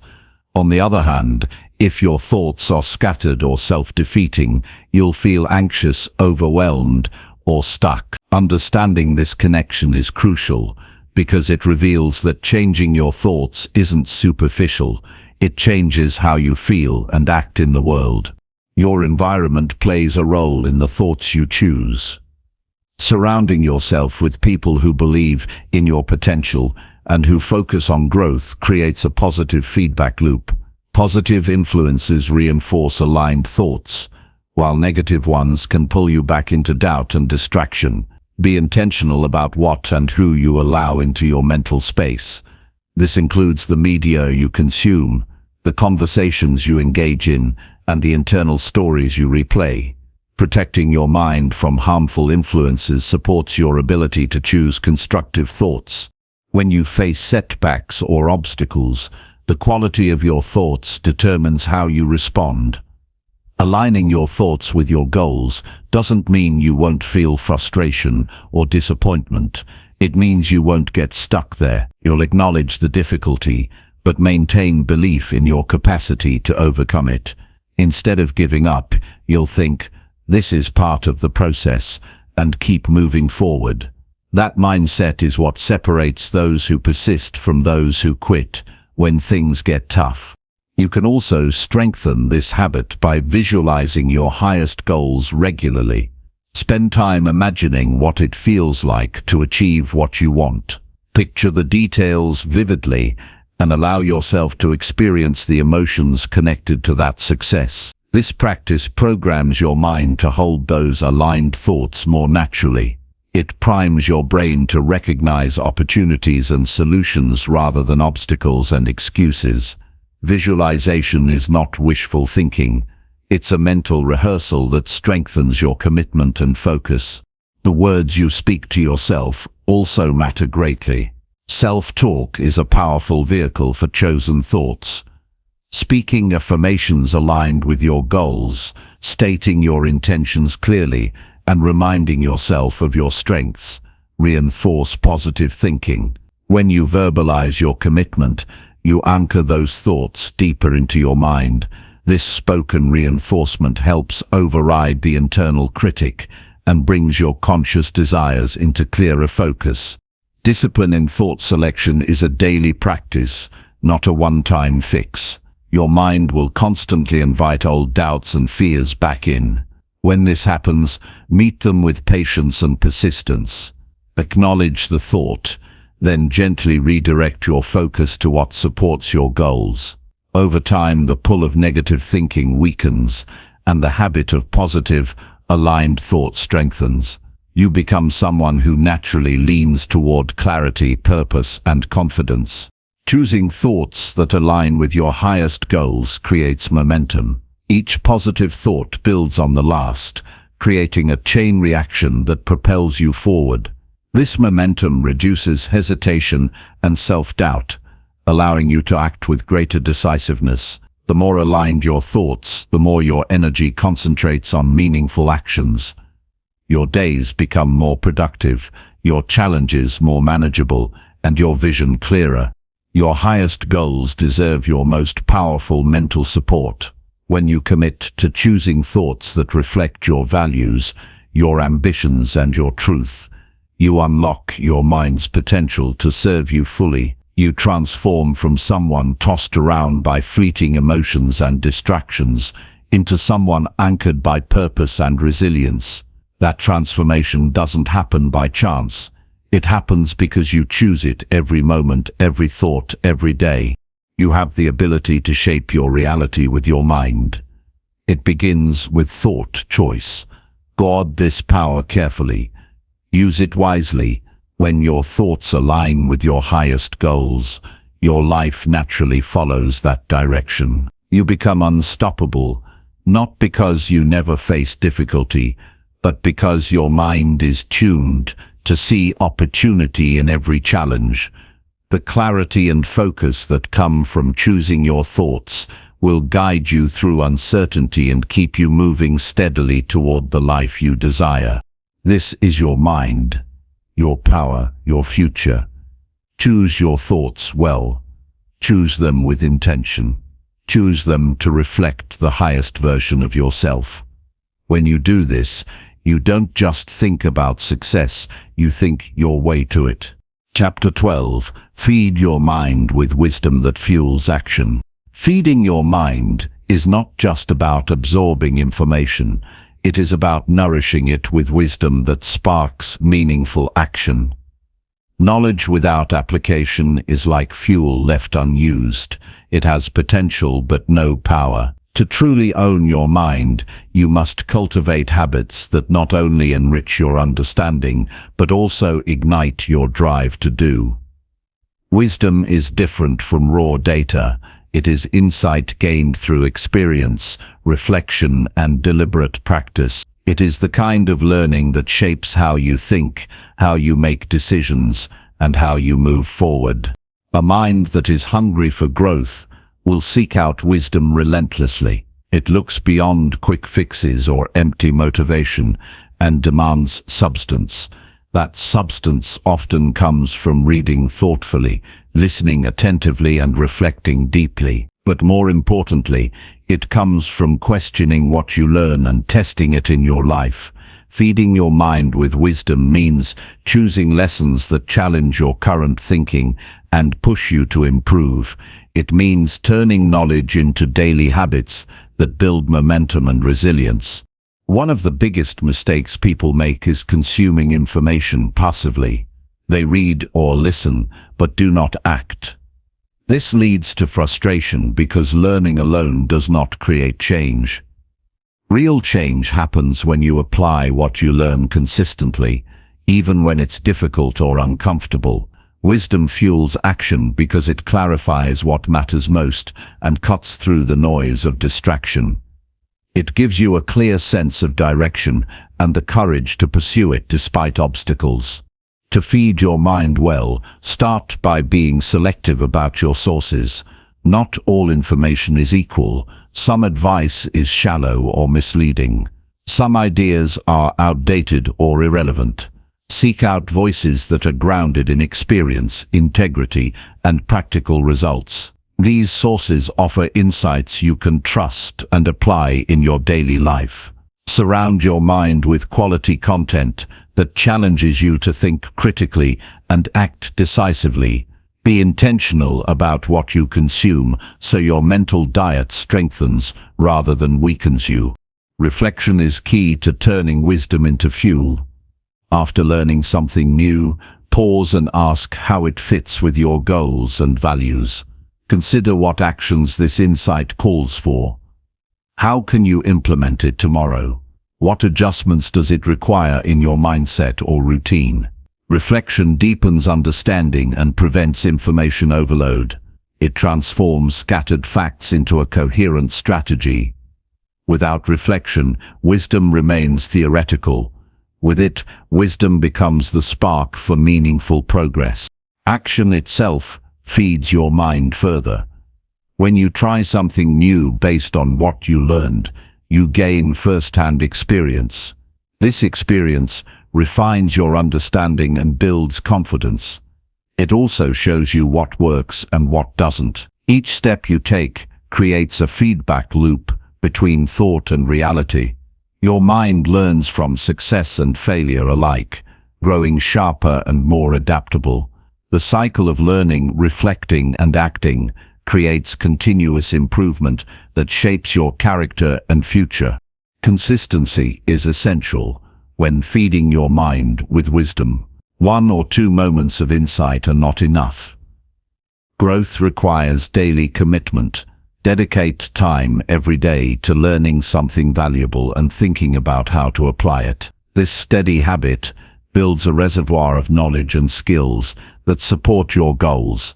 It also conditions your mind to value growth and take initiative. The more consistent you are, the more natural it becomes to translate wisdom into action. Avoid distractions that fragment your attention or fill your mind with trivialities. Social media, endless news, or shallow entertainment can consume mental energy without providing lasting value. Protect your mental space by limiting exposure to content that does not support your growth. Instead, choose materials that inspire resilience, creativity, and focus. Your mind is a garden. Feed it nutrients that help it flourish, not with weeds that choke progress. Surrounding yourself with wise people also accelerates your growth. Conversations with mentors, peers, or role models who embody the principles you admire offer real-time wisdom and encouragement. These relationships create accountability and inspiration. Listening to stories of others' challenges and victories gives practical lessons you cannot get from books alone. Being around people who act on their wisdom encourages you to do the same. Community becomes a catalyst for turning knowledge into purposeful action. Journaling is a powerful tool to feed your mind with wisdom. Writing down your thoughts, lessons learned, and action plans clarifies your thinking. It helps you process new ideas and track your progress. Journaling also reinforces commitment by making abstract goals concrete. When you revisit your journal, you remind yourself of your growth and the wisdom you've gained.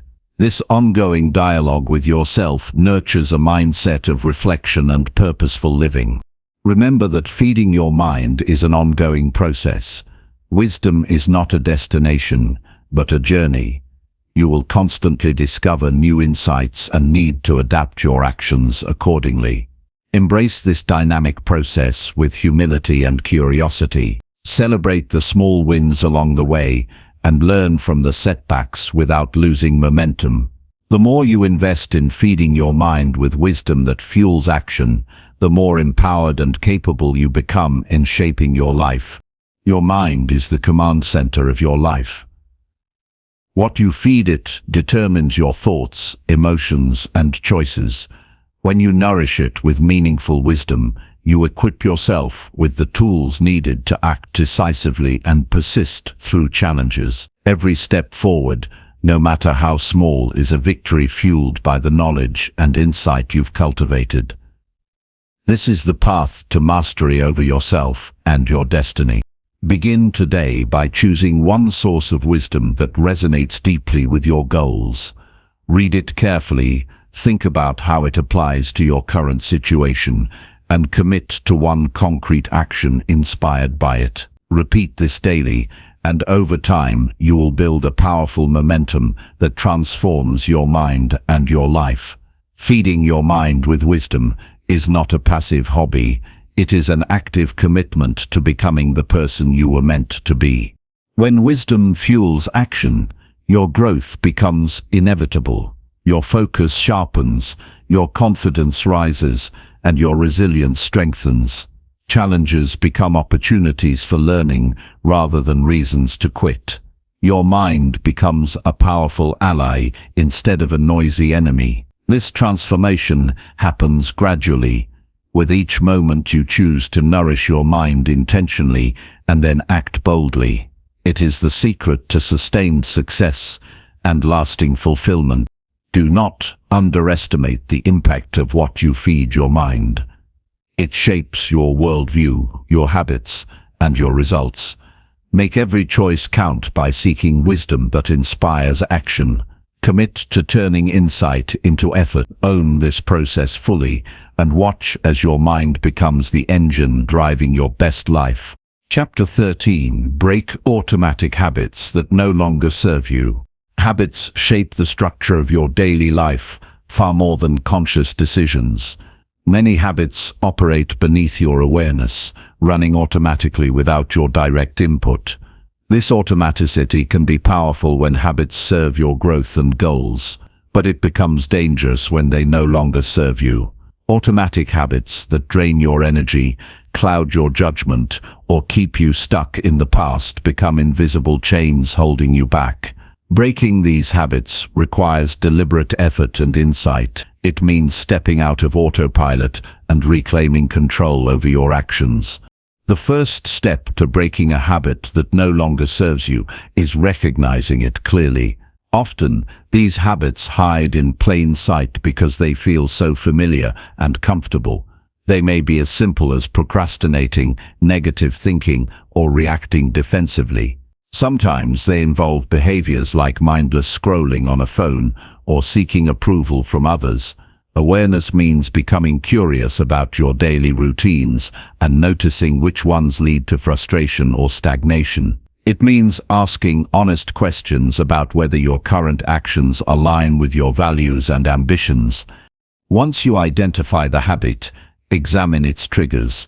Habits rarely appear out of nowhere. They are responses to specific situations, emotions, or environments. Maybe stress prompts you to seek distraction. Maybe boredom leads you to unproductive scrolling. Maybe criticism triggers defensiveness. Understanding these triggers reveals the underlying needs or fears driving the habit. This insight is crucial because it guides you to address the root cause rather than just suppress the surface behavior. Without this depth of understanding, breaking habits becomes a cycle of temporary fixes. Breaking automatic habits is a process, not a single event. Expect discomfort and resistance, because habits are deeply wired into your brain through repetition. Your mind prefers the familiar, even if it harms you. Change requires patience and persistence. One effective approach is to create intentional pauses before the habit triggers action. When you feel the urge to engage in the old habit, take a moment to breathe, reflect, and choose a different response. This pause interrupts the automatic loop and opens space for conscious decision-making. Replacing the old habit with a new, healthier one is essential. Simply trying to stop a habit without something constructive to fill the space often leads to relapse. The replacement habit should fulfill a similar need, but support your growth instead of holding you back. For example, if stress leads to unhealthy eating, replace that habit with a walk, deep breathing, or journaling. If boredom drives endless scrolling, Replace it with reading or a hobby that engages your mind. The goal is to redirect your energy into actions that move you closer to your goals. Accountability helps in breaking automatic habits. Share your intention with a trusted friend, mentor, or coach who can encourage you and hold you responsible.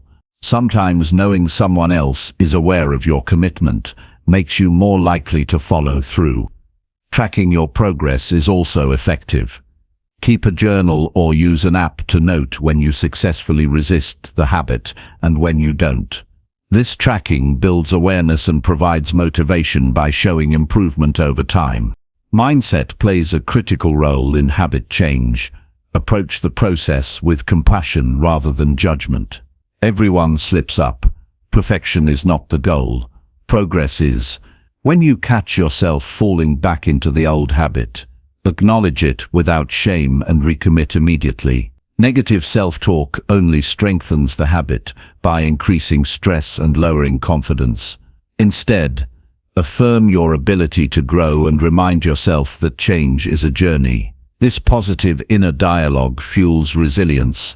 Environmental changes support breaking automatic habits. Your surroundings often reinforce old behaviors through cues and temptations. If you tend to snack unhealthily when junk food is visible, remove it from your home. If you get distracted by your phone, create specific times or places where it is off limits. Changing your environment reduces triggers and makes the new habit easier to maintain. It sets the stage for success rather than constant struggle. Visualizing success can strengthen your commitment. Spend time imagining how your life improves once you break the habit. Picture yourself feeling freer, more focused, and more in control. Imagine the pride and confidence you will gain. Visualization creates emotional motivation by connecting your mind to the benefits of change. It primes your brain to seek those positive outcomes, making it easier to resist the pull of the old habit. Breaking automatic habits also requires regular reflection. Schedule moments to review your progress and challenges. Reflect on what strategies worked and where you struggled. Adjust your approach as needed. Celebrate the small victories to build momentum. This ongoing evaluation prevents discouragement and helps you refine your methods. The habit-breaking process is dynamic, and flexibility is essential. Recognize that some habits have deep emotional roots tied to past experiences or beliefs. These may require more time and support to overcome. If you notice a habit linked to trauma, fear, or low self-worth, consider seeking professional guidance. Therapy or coaching can provide tools to heal underlying wounds and create lasting change. Addressing the emotional core strengthens your foundation for growth and freedom. Breaking automatic habits creates space for intentional living. When you stop letting old patterns run your life, you gain clarity and energy to focus on what truly matters. You reclaim your mind from distractions and self-sabotage. This freedom opens the door to consistent progress toward your goals and a deeper sense of self-respect. Every habit you break is a victory for your independence and mental mastery. Ultimately, breaking habits that no longer serve you is an act of self-love and courage. It requires confronting discomfort and uncertainty with determination. It means choosing growth over comfort and freedom over familiarity. Each small step taken to disrupt automatic patterns strengthens your ability to direct your life consciously. This process transforms you from a passive passenger into the deliberate pilot of your mind and destiny. The path to breaking automatic habits is challenging, but deeply rewarding. It leads to increased self-awareness, greater control, and more aligned actions.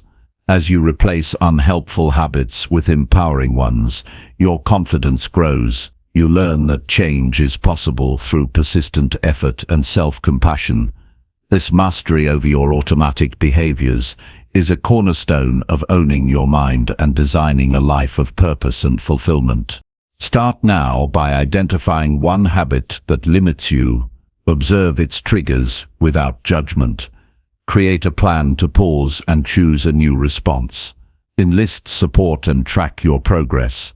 Reflect regularly and adjust as you learn. Commit to kindness with yourself throughout this journey. With steady focus and courage, you will break free from old chains and step into a life shaped by conscious choices and meaningful habits. Chapter 14. Think slowly before responding to pressure or conflict. Responding quickly to pressure or conflict often leads to regret and lost control. The mind's first instinct is to react immediately, fueled by emotions and adrenaline. But this reaction is usually impulsive and unhelpful. To own your mind, you must develop the habit of thinking slowly before you respond. This deliberate pause gives you space to assess the situation clearly, choose your words wisely, and act with intention. Slow thinking under pressure transforms chaotic moments into opportunities for growth and strength. When pressure mounts, your brain switches into survival mode. Emotions surge, and rational thought retreats. This natural response served humans well in dangerous situations, but in modern life, it often causes more harm than good. Rash words or actions can escalate conflicts, damage relationships, and cloud your judgment.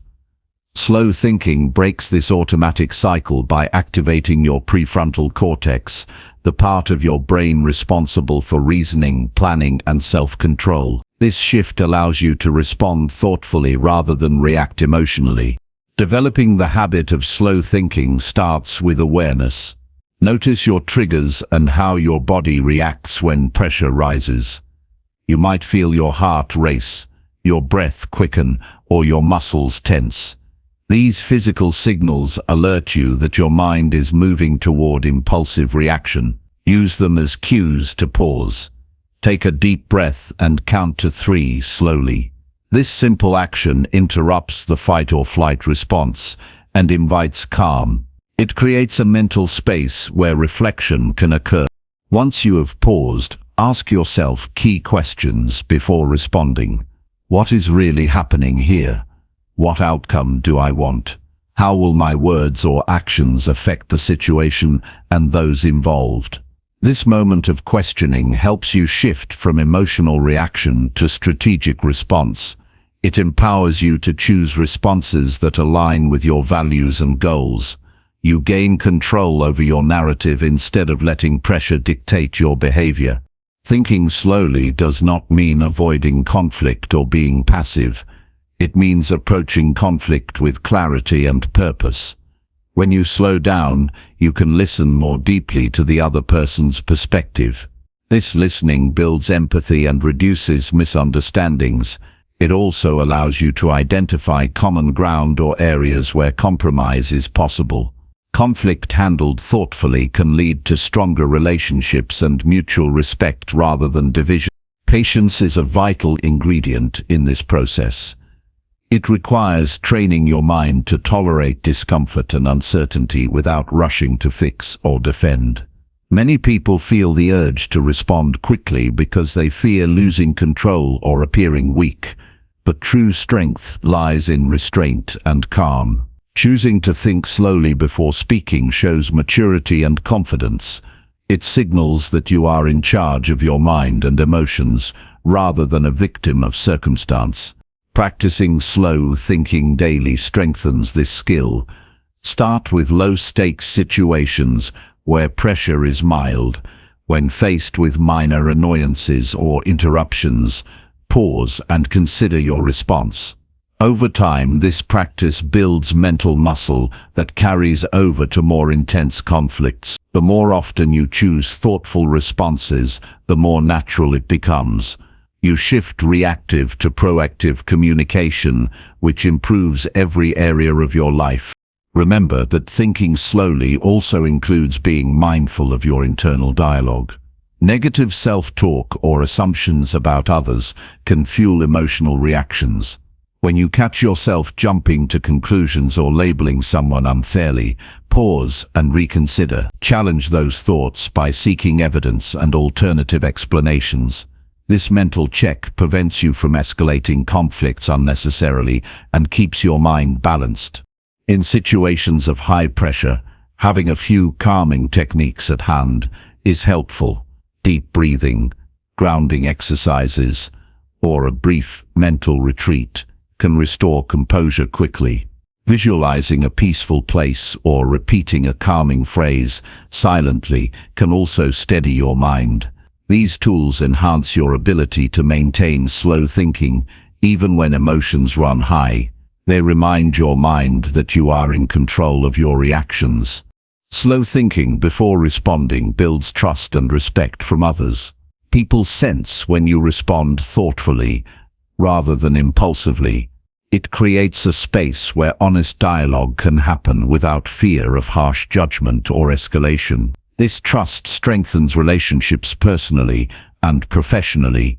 It also sets an example for others to manage their emotions and reactions more effectively. Overcoming the habit of quick reactive responses is challenging but rewarding. It involves rewiring your brain to favor reflection over impulse. This change does not happen overnight. Be patient with yourself when you slip back into old patterns. Each time you choose to pause and think slowly, you reinforce new neural pathways that support better decision-making. Gradually, slow thinking becomes your default mode even under pressure. Clear communication is a natural outcome of slow thinking. When you take time to process your thoughts, your words become clearer and more impactful.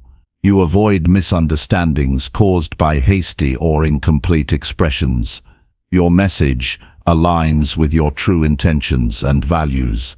This clarity reduces conflict and increases your influence in conversations and negotiations. Thinking slowly before responding also protects your mental and emotional energy.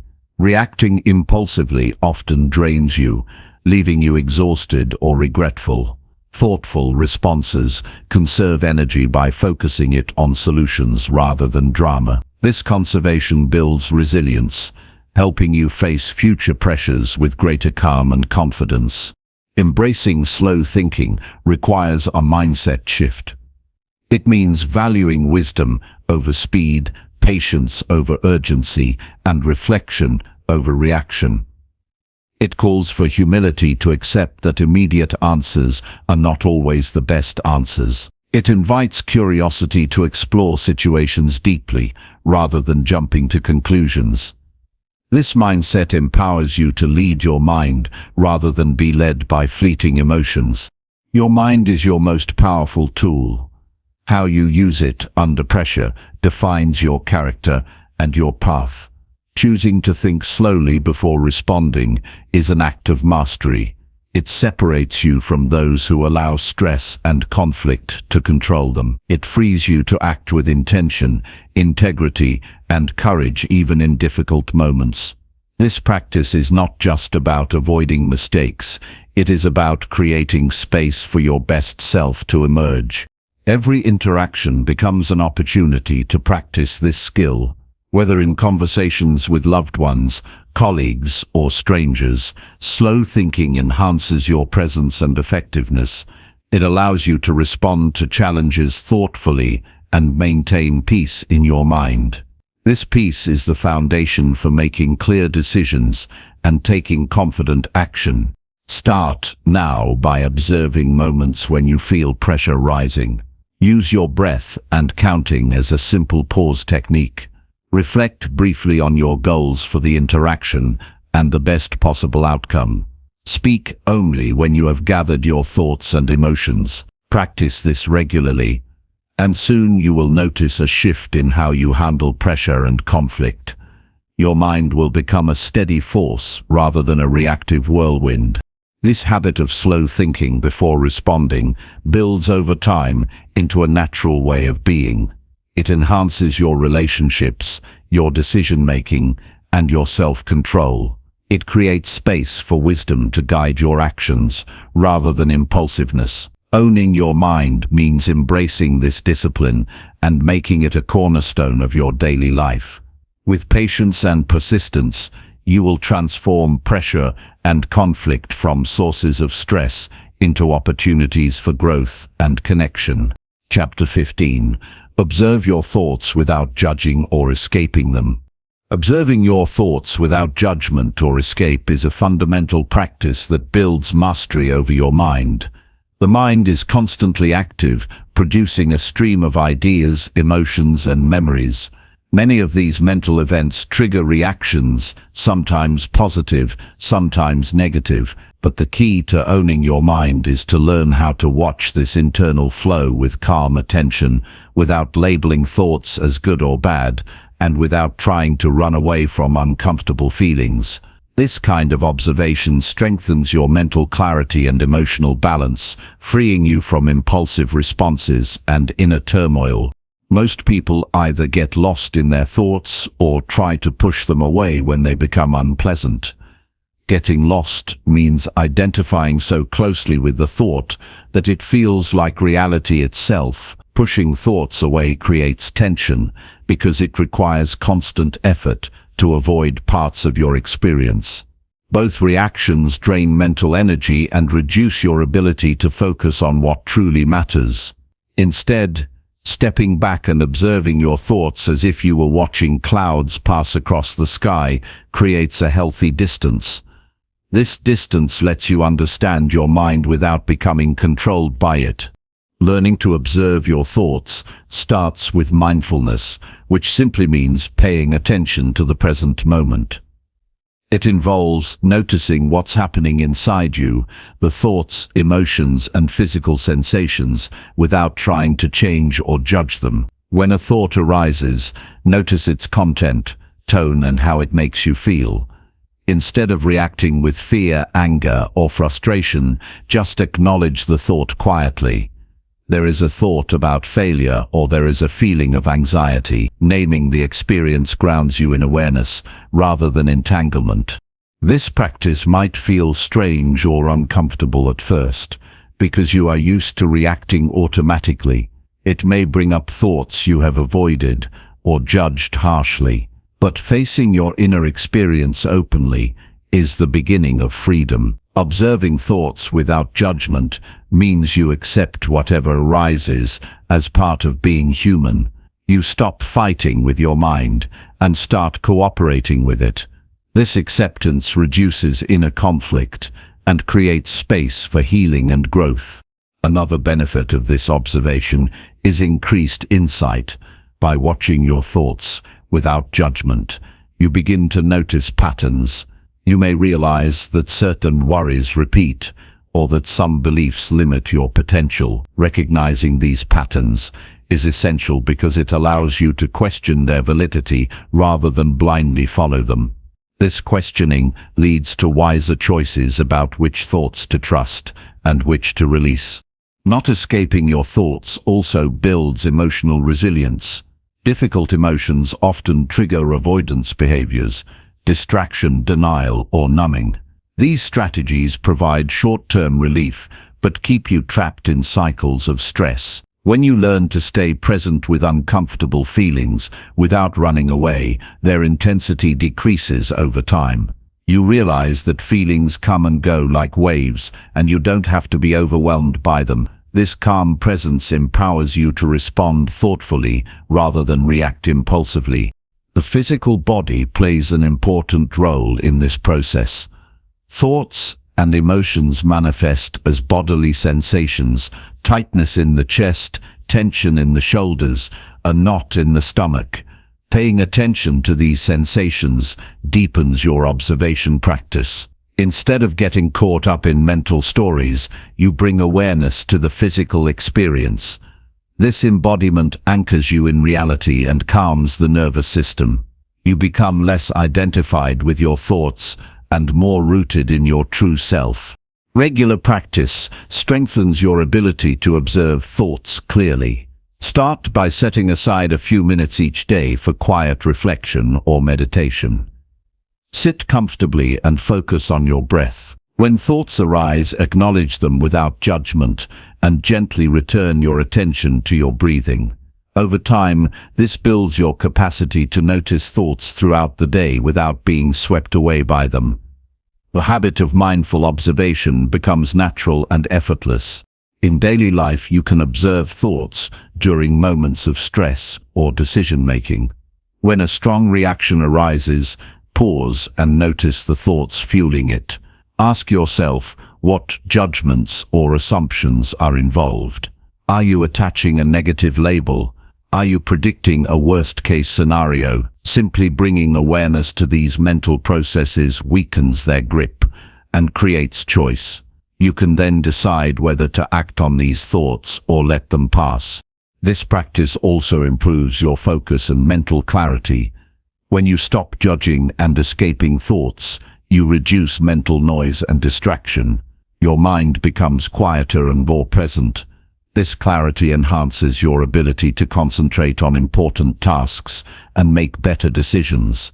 You become less reactive to external circumstances and more anchored in your values and goals. A crucial part of this practice is compassion toward yourself. Observing thoughts without judgment does not mean ignoring self-criticism or difficult emotions. It means noticing these experiences with kindness and understanding. Treat yourself as you would a good friend, patient, supportive, and non-judgmental. This compassion softens inner resistance and creates a safe inner environment for transformation. Avoiding judgment also means releasing the need to control or fix every thought. Some thoughts are simply noise or fleeting mental activity with no real importance. Trying to force your mind to be positive all the time leads to frustration and denial of reality. Instead, allow your mind to be what it is and observe with curiosity. This openness fosters mental flexibility and creativity, allowing new insights and solutions to emerge naturally. Observing thoughts without escape cultivates emotional freedom. When you are not controlled by every thought or feeling, you experience peace even in difficult circumstances. This inner calm is not dependent on external events, but arises from your relationship with your mind. You become the observer rather than the victim of mental turbulence. This perspective shift empowers you to choose your responses and create the life you want. Your thoughts do not define you. They are temporary mental events passing through your awareness. Observing them without judgment or escape reveals this truth deeply. You discover that beneath the constant chatter lies a still, peaceful awareness. Connecting with this awareness strengthens your mental resilience and emotional balance. It allows you to face challenges with clarity and courage. This practice builds over time into a powerful habit of self-mastery. The more you observe your thoughts calmly, the less you identify with negativity and distraction. You develop greater mental freedom and emotional strength. You stop being a prisoner of automatic reactions and become the intentional architect of your life. This shift is essential to owning your own mind. Begin today by paying attention to your thoughts as they arise. Notice them without trying to change or avoid them. Label them if that helps, and bring your attention back to the present moment. Practice this regularly and patiently. Each moment of mindful observation is a step toward greater freedom, clarity, and peace. Your mind is your most valuable asset. Treat it with the respect and care it deserves by watching it with gentle, non-judgmental awareness. Through this simple yet profound practice, you unlock the door to deeper self-understanding and lasting transformation. The power to observe your thoughts without judgment or escape is the foundation of true mental mastery.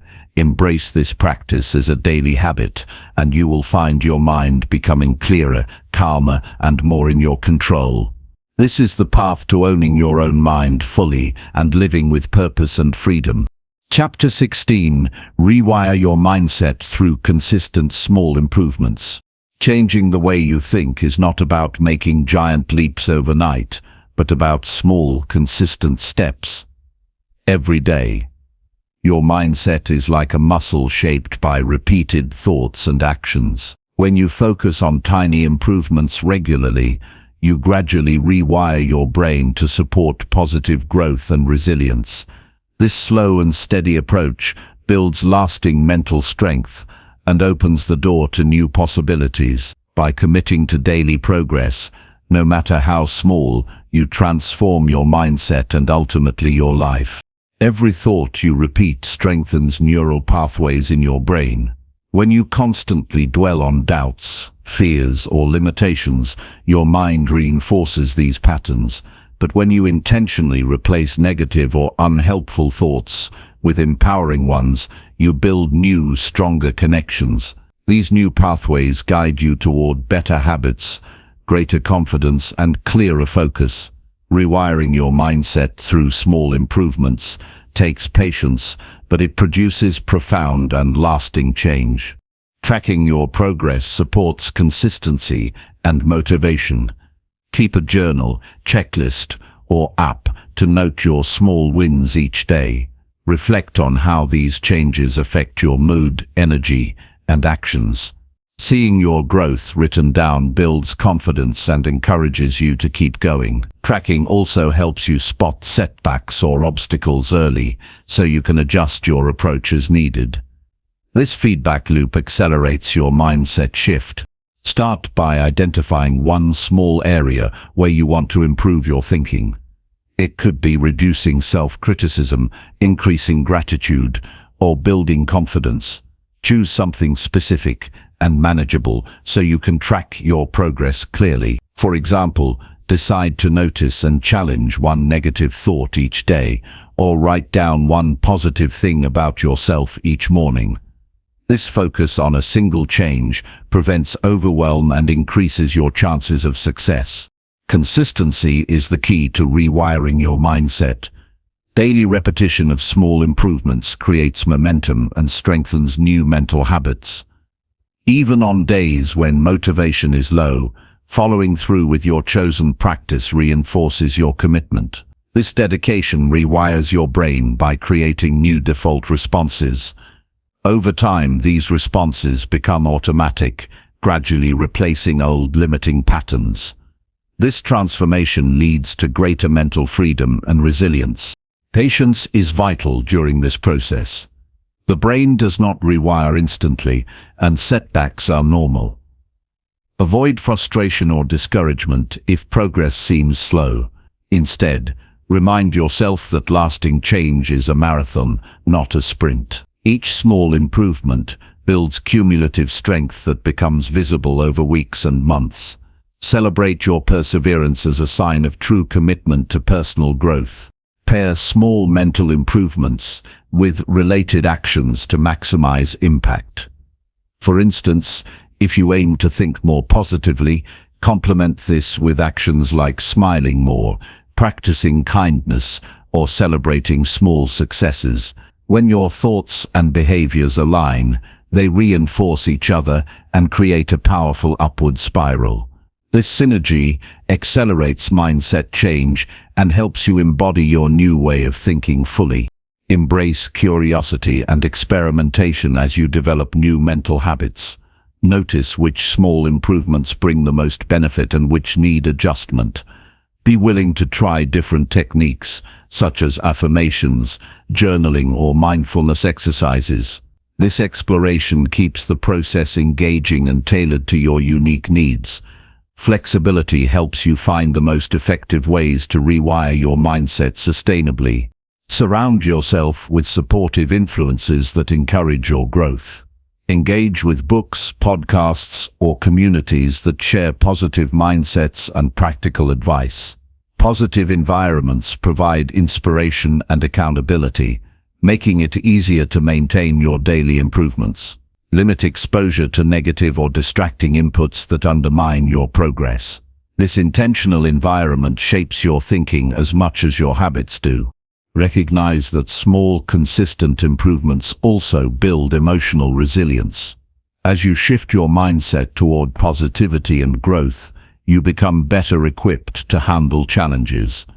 Your new mental habits provide tools to manage stress, overcome setbacks, and stay motivated. This resilience protects your progress and fuels ongoing development.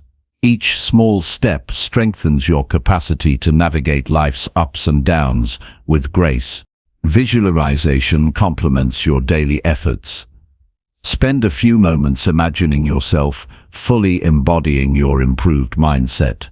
Picture how you respond calmly to difficulties, speak kindly to yourself, and stay focused on your goals. Visualization activates your brain's pathways for success and primes your mind to act accordingly. This mental rehearsal boosts confidence and reinforces the small improvements you are making. Rewiring your mindset requires a mindset of growth itself. Believe that you can change and improve through effort and learning. Reject fixed beliefs that your personality or intelligence are set in stone. This growth mindset fuels your willingness to try new approaches and persist through difficulties. It transforms challenges into opportunities for learning rather than obstacles. The ripple effect of rewiring your mindset goes beyond your thoughts. As your mental habits change, your emotions, behaviors, and relationships improve. You communicate more effectively, set healthier boundaries, and pursue your goals with clarity. This transformation creates a positive cycle that elevates all aspects of your life. Consistent small improvements become the foundation of this powerful upward movement. Use failures and setbacks as valuable feedback rather than reasons to quit. When you face difficulty, analyze what happened without judgment.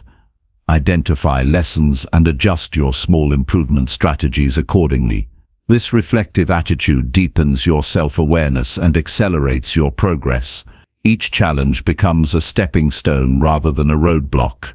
Celebrate incremental growth to build motivation and joy. Acknowledge even the smallest shifts in your thinking and attitude. This recognition reinforces the value of your efforts and keeps your energy high.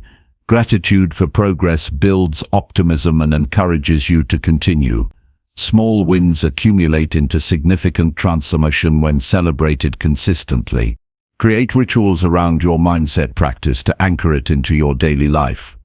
Choose consistent times and places for your small improvements, such as journaling every morning or practicing affirmations before bed. These rituals create predictability and habit strength, making it easier to maintain momentum. Over time, your mindset practice becomes an integral and natural part of your routine. Keep in mind that mindset rewiring is a lifelong journey. Even after achieving significant improvements, continue practicing daily small steps to maintain and deepen your growth. The mind is constantly evolving, and consistent care is needed to nurture its health and strength. This commitment to ongoing improvement becomes a defining characteristic of a life owned fully and intentionally. Take the first step today by selecting one small thought or behavior to improve. Focus on it with dedication and patience. Track your progress and adjust as you learn. Combine your mental efforts with related actions for maximum effect. Surround yourself with positive influences and use visualization to support your goals. Remember that every tiny improvement rewires your brain toward greater freedom and strength. In time, these small, consistent improvements accumulate into profound mental shifts. Your mindset becomes clearer, stronger, and more aligned with your highest values. You gain control over your thoughts and emotions rather than being controlled by them. This mastery empowers you to navigate life's challenges with confidence and purpose. Rewiring your mindset through daily small improvements is one of the most effective paths to owning your own mind and living a fulfilled life. Chapter 17. Speak to yourself with bold, unwavering confidence. Self-talk often happens automatically without conscious effort. Many people have a critical internal voice that points out flaws, doubts, abilities, or predicts failure. This harsh inner commentary limits potential and fosters fear and hesitation. To own your mind, it's essential to replace this limiting dialogue with confident, affirming language.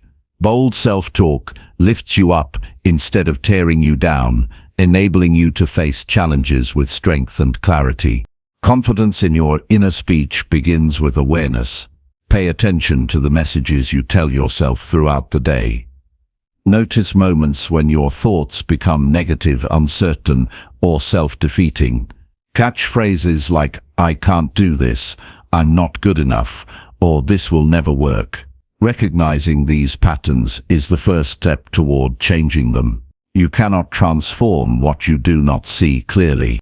The way you speak to yourself shapes your reality more than any external influence. Every word you say internally builds or breaks your confidence, determines your resilience, and guides your actions. Speaking with bold, unwavering confidence is not about attitudes or pretending to be someone you're not. It is about acknowledging your worth, trusting your abilities, and reinforcing a mindset that supports your growth and success. The voice inside you is the most powerful tool you have to own your mind and create the life you desire. Once you become aware of negative self-talk, choose to challenge it actively. Ask yourself if the thought is true, helpful, or fair.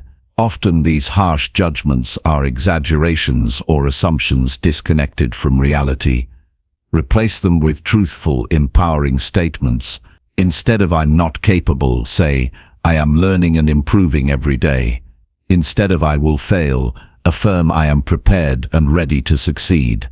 This honest but positive language rewires your thinking toward confidence. Speaking to yourself with boldness requires commitment and repetition. Your mind is like a garden that grows whatever seeds you plant regularly. Plant seeds of encouragement, belief, and self-respect daily through your words. Use affirmations, journal entries, or spoken reminders that reflect your strengths and values.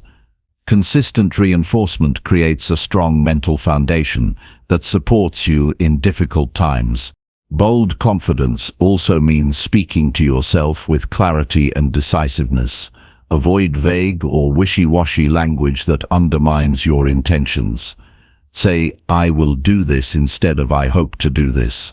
Commit your words with certainty and conviction. This clarity directs your focus and motivates action. When you speak confidently internally, your brain prepares your body to act accordingly, building momentum toward your goals. Bold self-talk also involves setting clear mental intentions.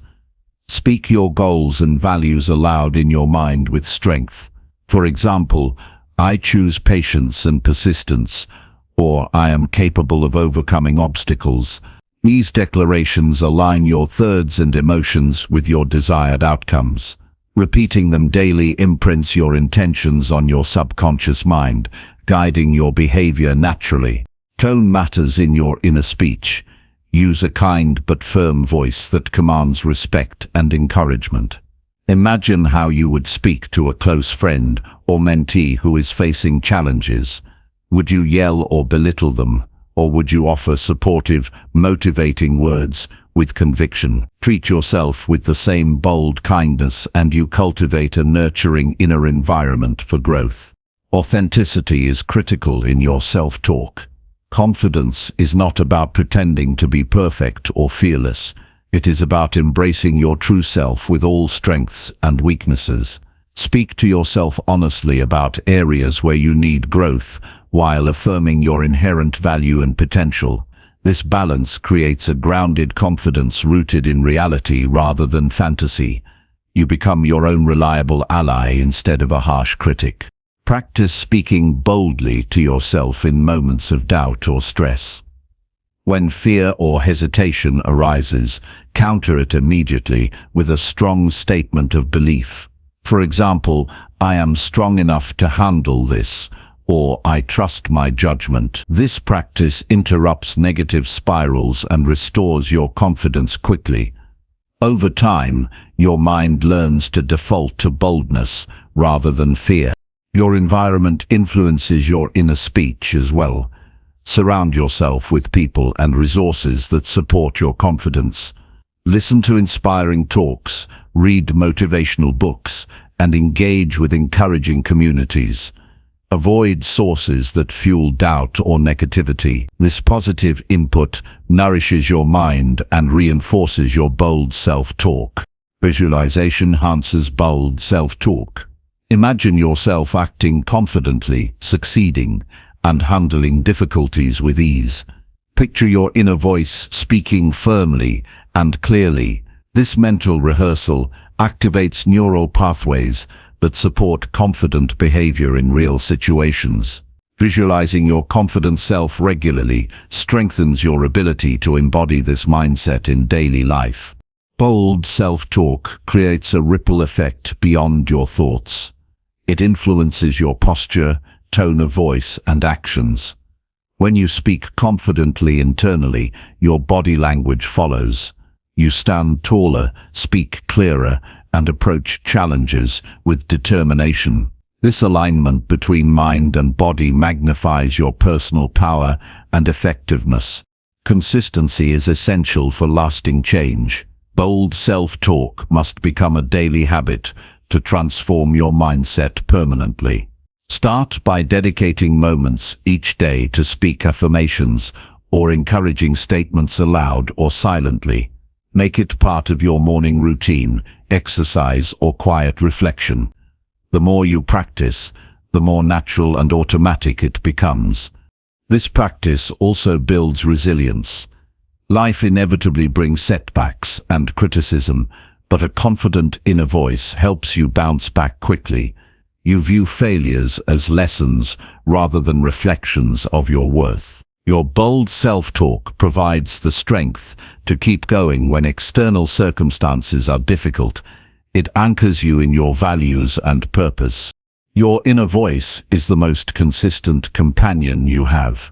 Make it a source of strength, encouragement, and unwavering confidence. Speak to yourself boldly every day and watch how your mindset, behavior, and life shift toward your highest potential. This commitment to confident self-talk is a cornerstone of owning your own mind and living boldly with purpose and power. Avoid comparing your progress to others. Confidence grows uniquely for each person. Focus on your own journey and celebrate your improvements. Speak to yourself with pride for the efforts you make and the growth you achieve. This internal encouragement fuels motivation and deepens your ownership of your mind. Remember that bold confidence in self-talk does not mean ignoring challenges or pretending to have all answers. It means trusting yourself enough to face uncertainty with courage. It means affirming your ability to learn, adapt, and grow. This mindset transforms fear into opportunity and doubt into action. Chapter 18. Stop comparing and start measuring your own growth. Comparing yourself to others is one of the fastest ways to undermine your confidence and derail your progress. It creates unnecessary pressure, steals your focus, and fosters feelings of inadequacy. Growth is personal and unique to your journey. When you stop comparing and begin measuring your own growth, you reclaim control over your mindset and empower yourself to pursue true improvement. Measuring growth based on your past self instead of others allows you to appreciate progress, stay motivated, and build resilience through honest self-reflection. The habit of comparison often arises unconsciously. Social media, conversations, and daily encounters feed a constant stream of benchmarks that tempt you to evaluate yourself against others. This habit, while common, traps you in a cycle of dissatisfaction because there will always be someone who appears more successful, talented, or fortunate. Instead of viewing these comparisons as facts, recognize them as distractions from your own path. Your energy is best spent focusing on your unique capabilities and progress. Focusing on your own growth, rather than comparison, cultivates gratitude. When you see how far you've come, you naturally feel more appreciation for your efforts and abilities.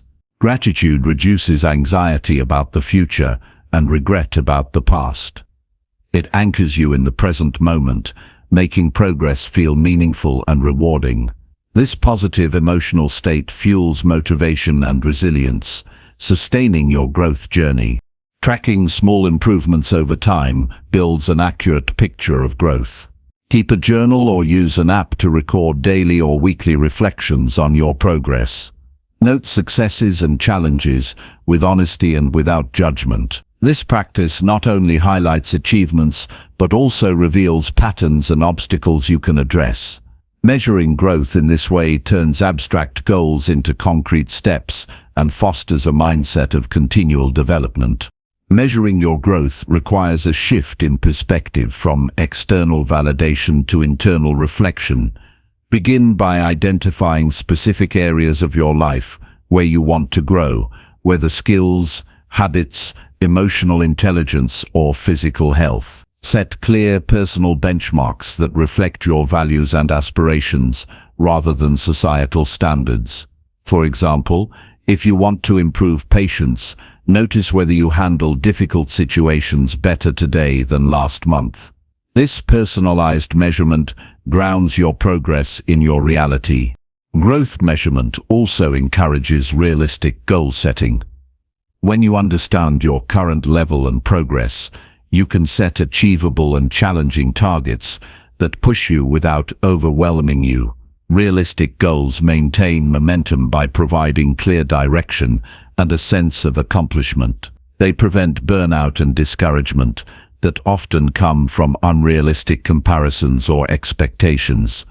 Comparisons often trigger negative emotions like envy, frustration, or shame. These feelings cloud your judgment and decrease your mental clarity. By choosing to measure your growth internally, you reduce these harmful emotions and replace them with self-compassion and encouragement. This emotional shift creates a safe and nurturing inner environment where growth flourishes. Celebrate incremental growth as a powerful motivator. Recognize even the smallest improvements and give yourself credit for the effort invested. This acknowledgement reinforces positive behavior and deepens your commitment to change. Celebration also strengthens your belief in your ability to grow, which is crucial for sustaining long-term progress. Shifting focus to your growth enhances your self-awareness. You become more attuned to your strengths, weaknesses, and patterns. This insight allows you to make informed choices about your development and avoid repeating unproductive habits. Self-awareness fosters autonomy and ownership of your mind by highlighting areas that need attention without harsh judgment. Avoid measuring growth only by external achievements such as promotions, awards, or possessions. While these can be indicators of progress, they are incomplete measures of personal development. Growth encompasses emotional maturity, resilience, mindset shifts, and character building, which may not be immediately visible but profoundly impact your life quality. Prioritize these internal changes as essential markers of growth. Practice patience with yourself. Growth is a gradual process with ups and downs. Avoid rushing or forcing progress based on comparisons. When setbacks occur, remind yourself that they are natural and part of learning. Measuring your growth allows you to see setbacks as temporary and specific rather than permanent failures. This perspective sustains hope and perseverance. Use setbacks and mistakes as opportunities to learn rather than reasons to compare negatively. Reflect on what each experience teaches you about yourself and your process. Adjust your approach accordingly and keep moving forward. This mindset transforms obstacles into stepping stones and deepens your growth experience. Establish a regular practice of self-assessment. Set aside time weekly or monthly to review your growth records and reflect on your journey. Ask yourself honest questions. How have I improved? What challenges remain? What habits support my growth? This reflective routine sharpens your focus and renews your commitment to your path. Seek feedback from trusted mentors or peers who understand your goals and values. Constructive feedback provides external perspectives that support your self-measurement. Choose feedback that is specific, actionable, and encouraging. Avoid feedback that triggers comparison or judgment. Integrating thoughtful feedback enhances your self-awareness and growth accuracy. Cultivate a growth mindset by embracing the belief that abilities and intelligence develop through effort. This mindset supports your internal measurement by framing growth as a dynamic, ongoing process. It reduces fear of failure and increases willingness to try new approaches. Growth mindset strengthens your resilience and curiosity. Practice kindness and self-compassion in your self-assessment. Avoid harsh criticism or unrealistic standards. Treat yourself as you would a good friend who is striving to improve. This compassionate attitude nurtures mental health and sustains motivation. Limit exposure to environments or media that encourage harmful comparisons. Surround yourself with positive influences that celebrate diversity and success and encourage personal growth. This intentional environment protects your mindset and fuels your commitment to your unique journey. Maintain flexibility and openness to change your growth measures as you evolve. Your priorities and values may shift, and your measurement criteria should reflect that. Adapting your approach ensures that your growth tracking remains relevant and motivating. Remember that growth is multidimensional and nonlinear. Progress may be rapid in some areas and slow in others. Accepting this variability prevents frustration and promotes balanced development. Appreciate the complexity of your journey and honor all aspects of your growth. Focus on actionable steps rather than abstract ideals. Measuring growth by specific behaviors or skills makes progress tangible and manageable. This focus guides your daily actions and enhances your sense of control. Ultimately, shifting from comparison to self-measurement empowers you to take full responsibility for your mental and emotional development. You break free from external pressures and cultivate an inner compass, guiding your unique path. This freedom anchors you in authenticity and purpose. Use your growth measurements to inspire others rather than compare competitively. Sharing your progress with supportive communities fosters connection and mutual encouragement. This collective growth mindset strengthens individual and group resilience. Recognize the power of your mindset in interpreting growth. Choose to view yourself as capable and worthy of improvement. This positive interpretation influences your motivation and outcomes more than external circumstances. Begin today by identifying one area to measure honestly against your past self. Record small wins and reflect regularly. Celebrate your growth and adjust your goals thoughtfully. This practice deepens your ownership of your mind and your life.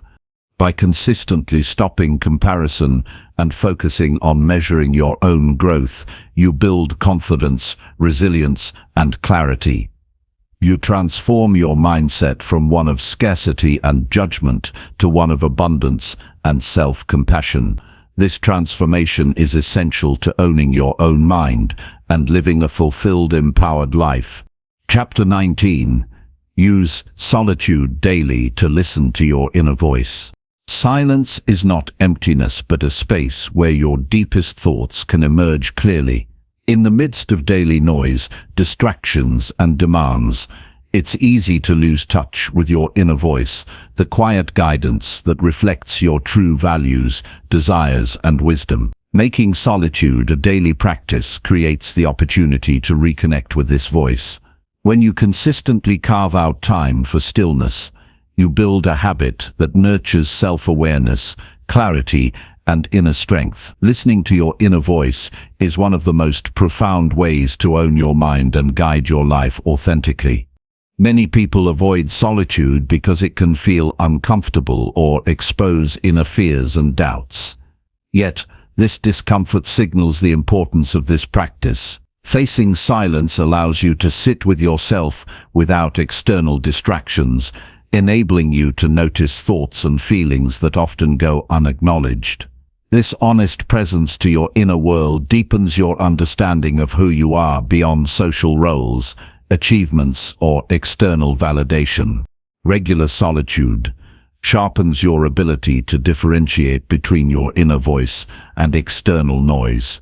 The world offers countless opinions, pressures, and influences that cloud judgment. Without intentional quiet time, it's difficult to discern which thoughts truly belong to you and which are borrowed or reactive. Solitude acts like a filter, clearing away mental clutter so you can hear your authentic self. This clarity empowers you to make decisions aligned with your deepest truths.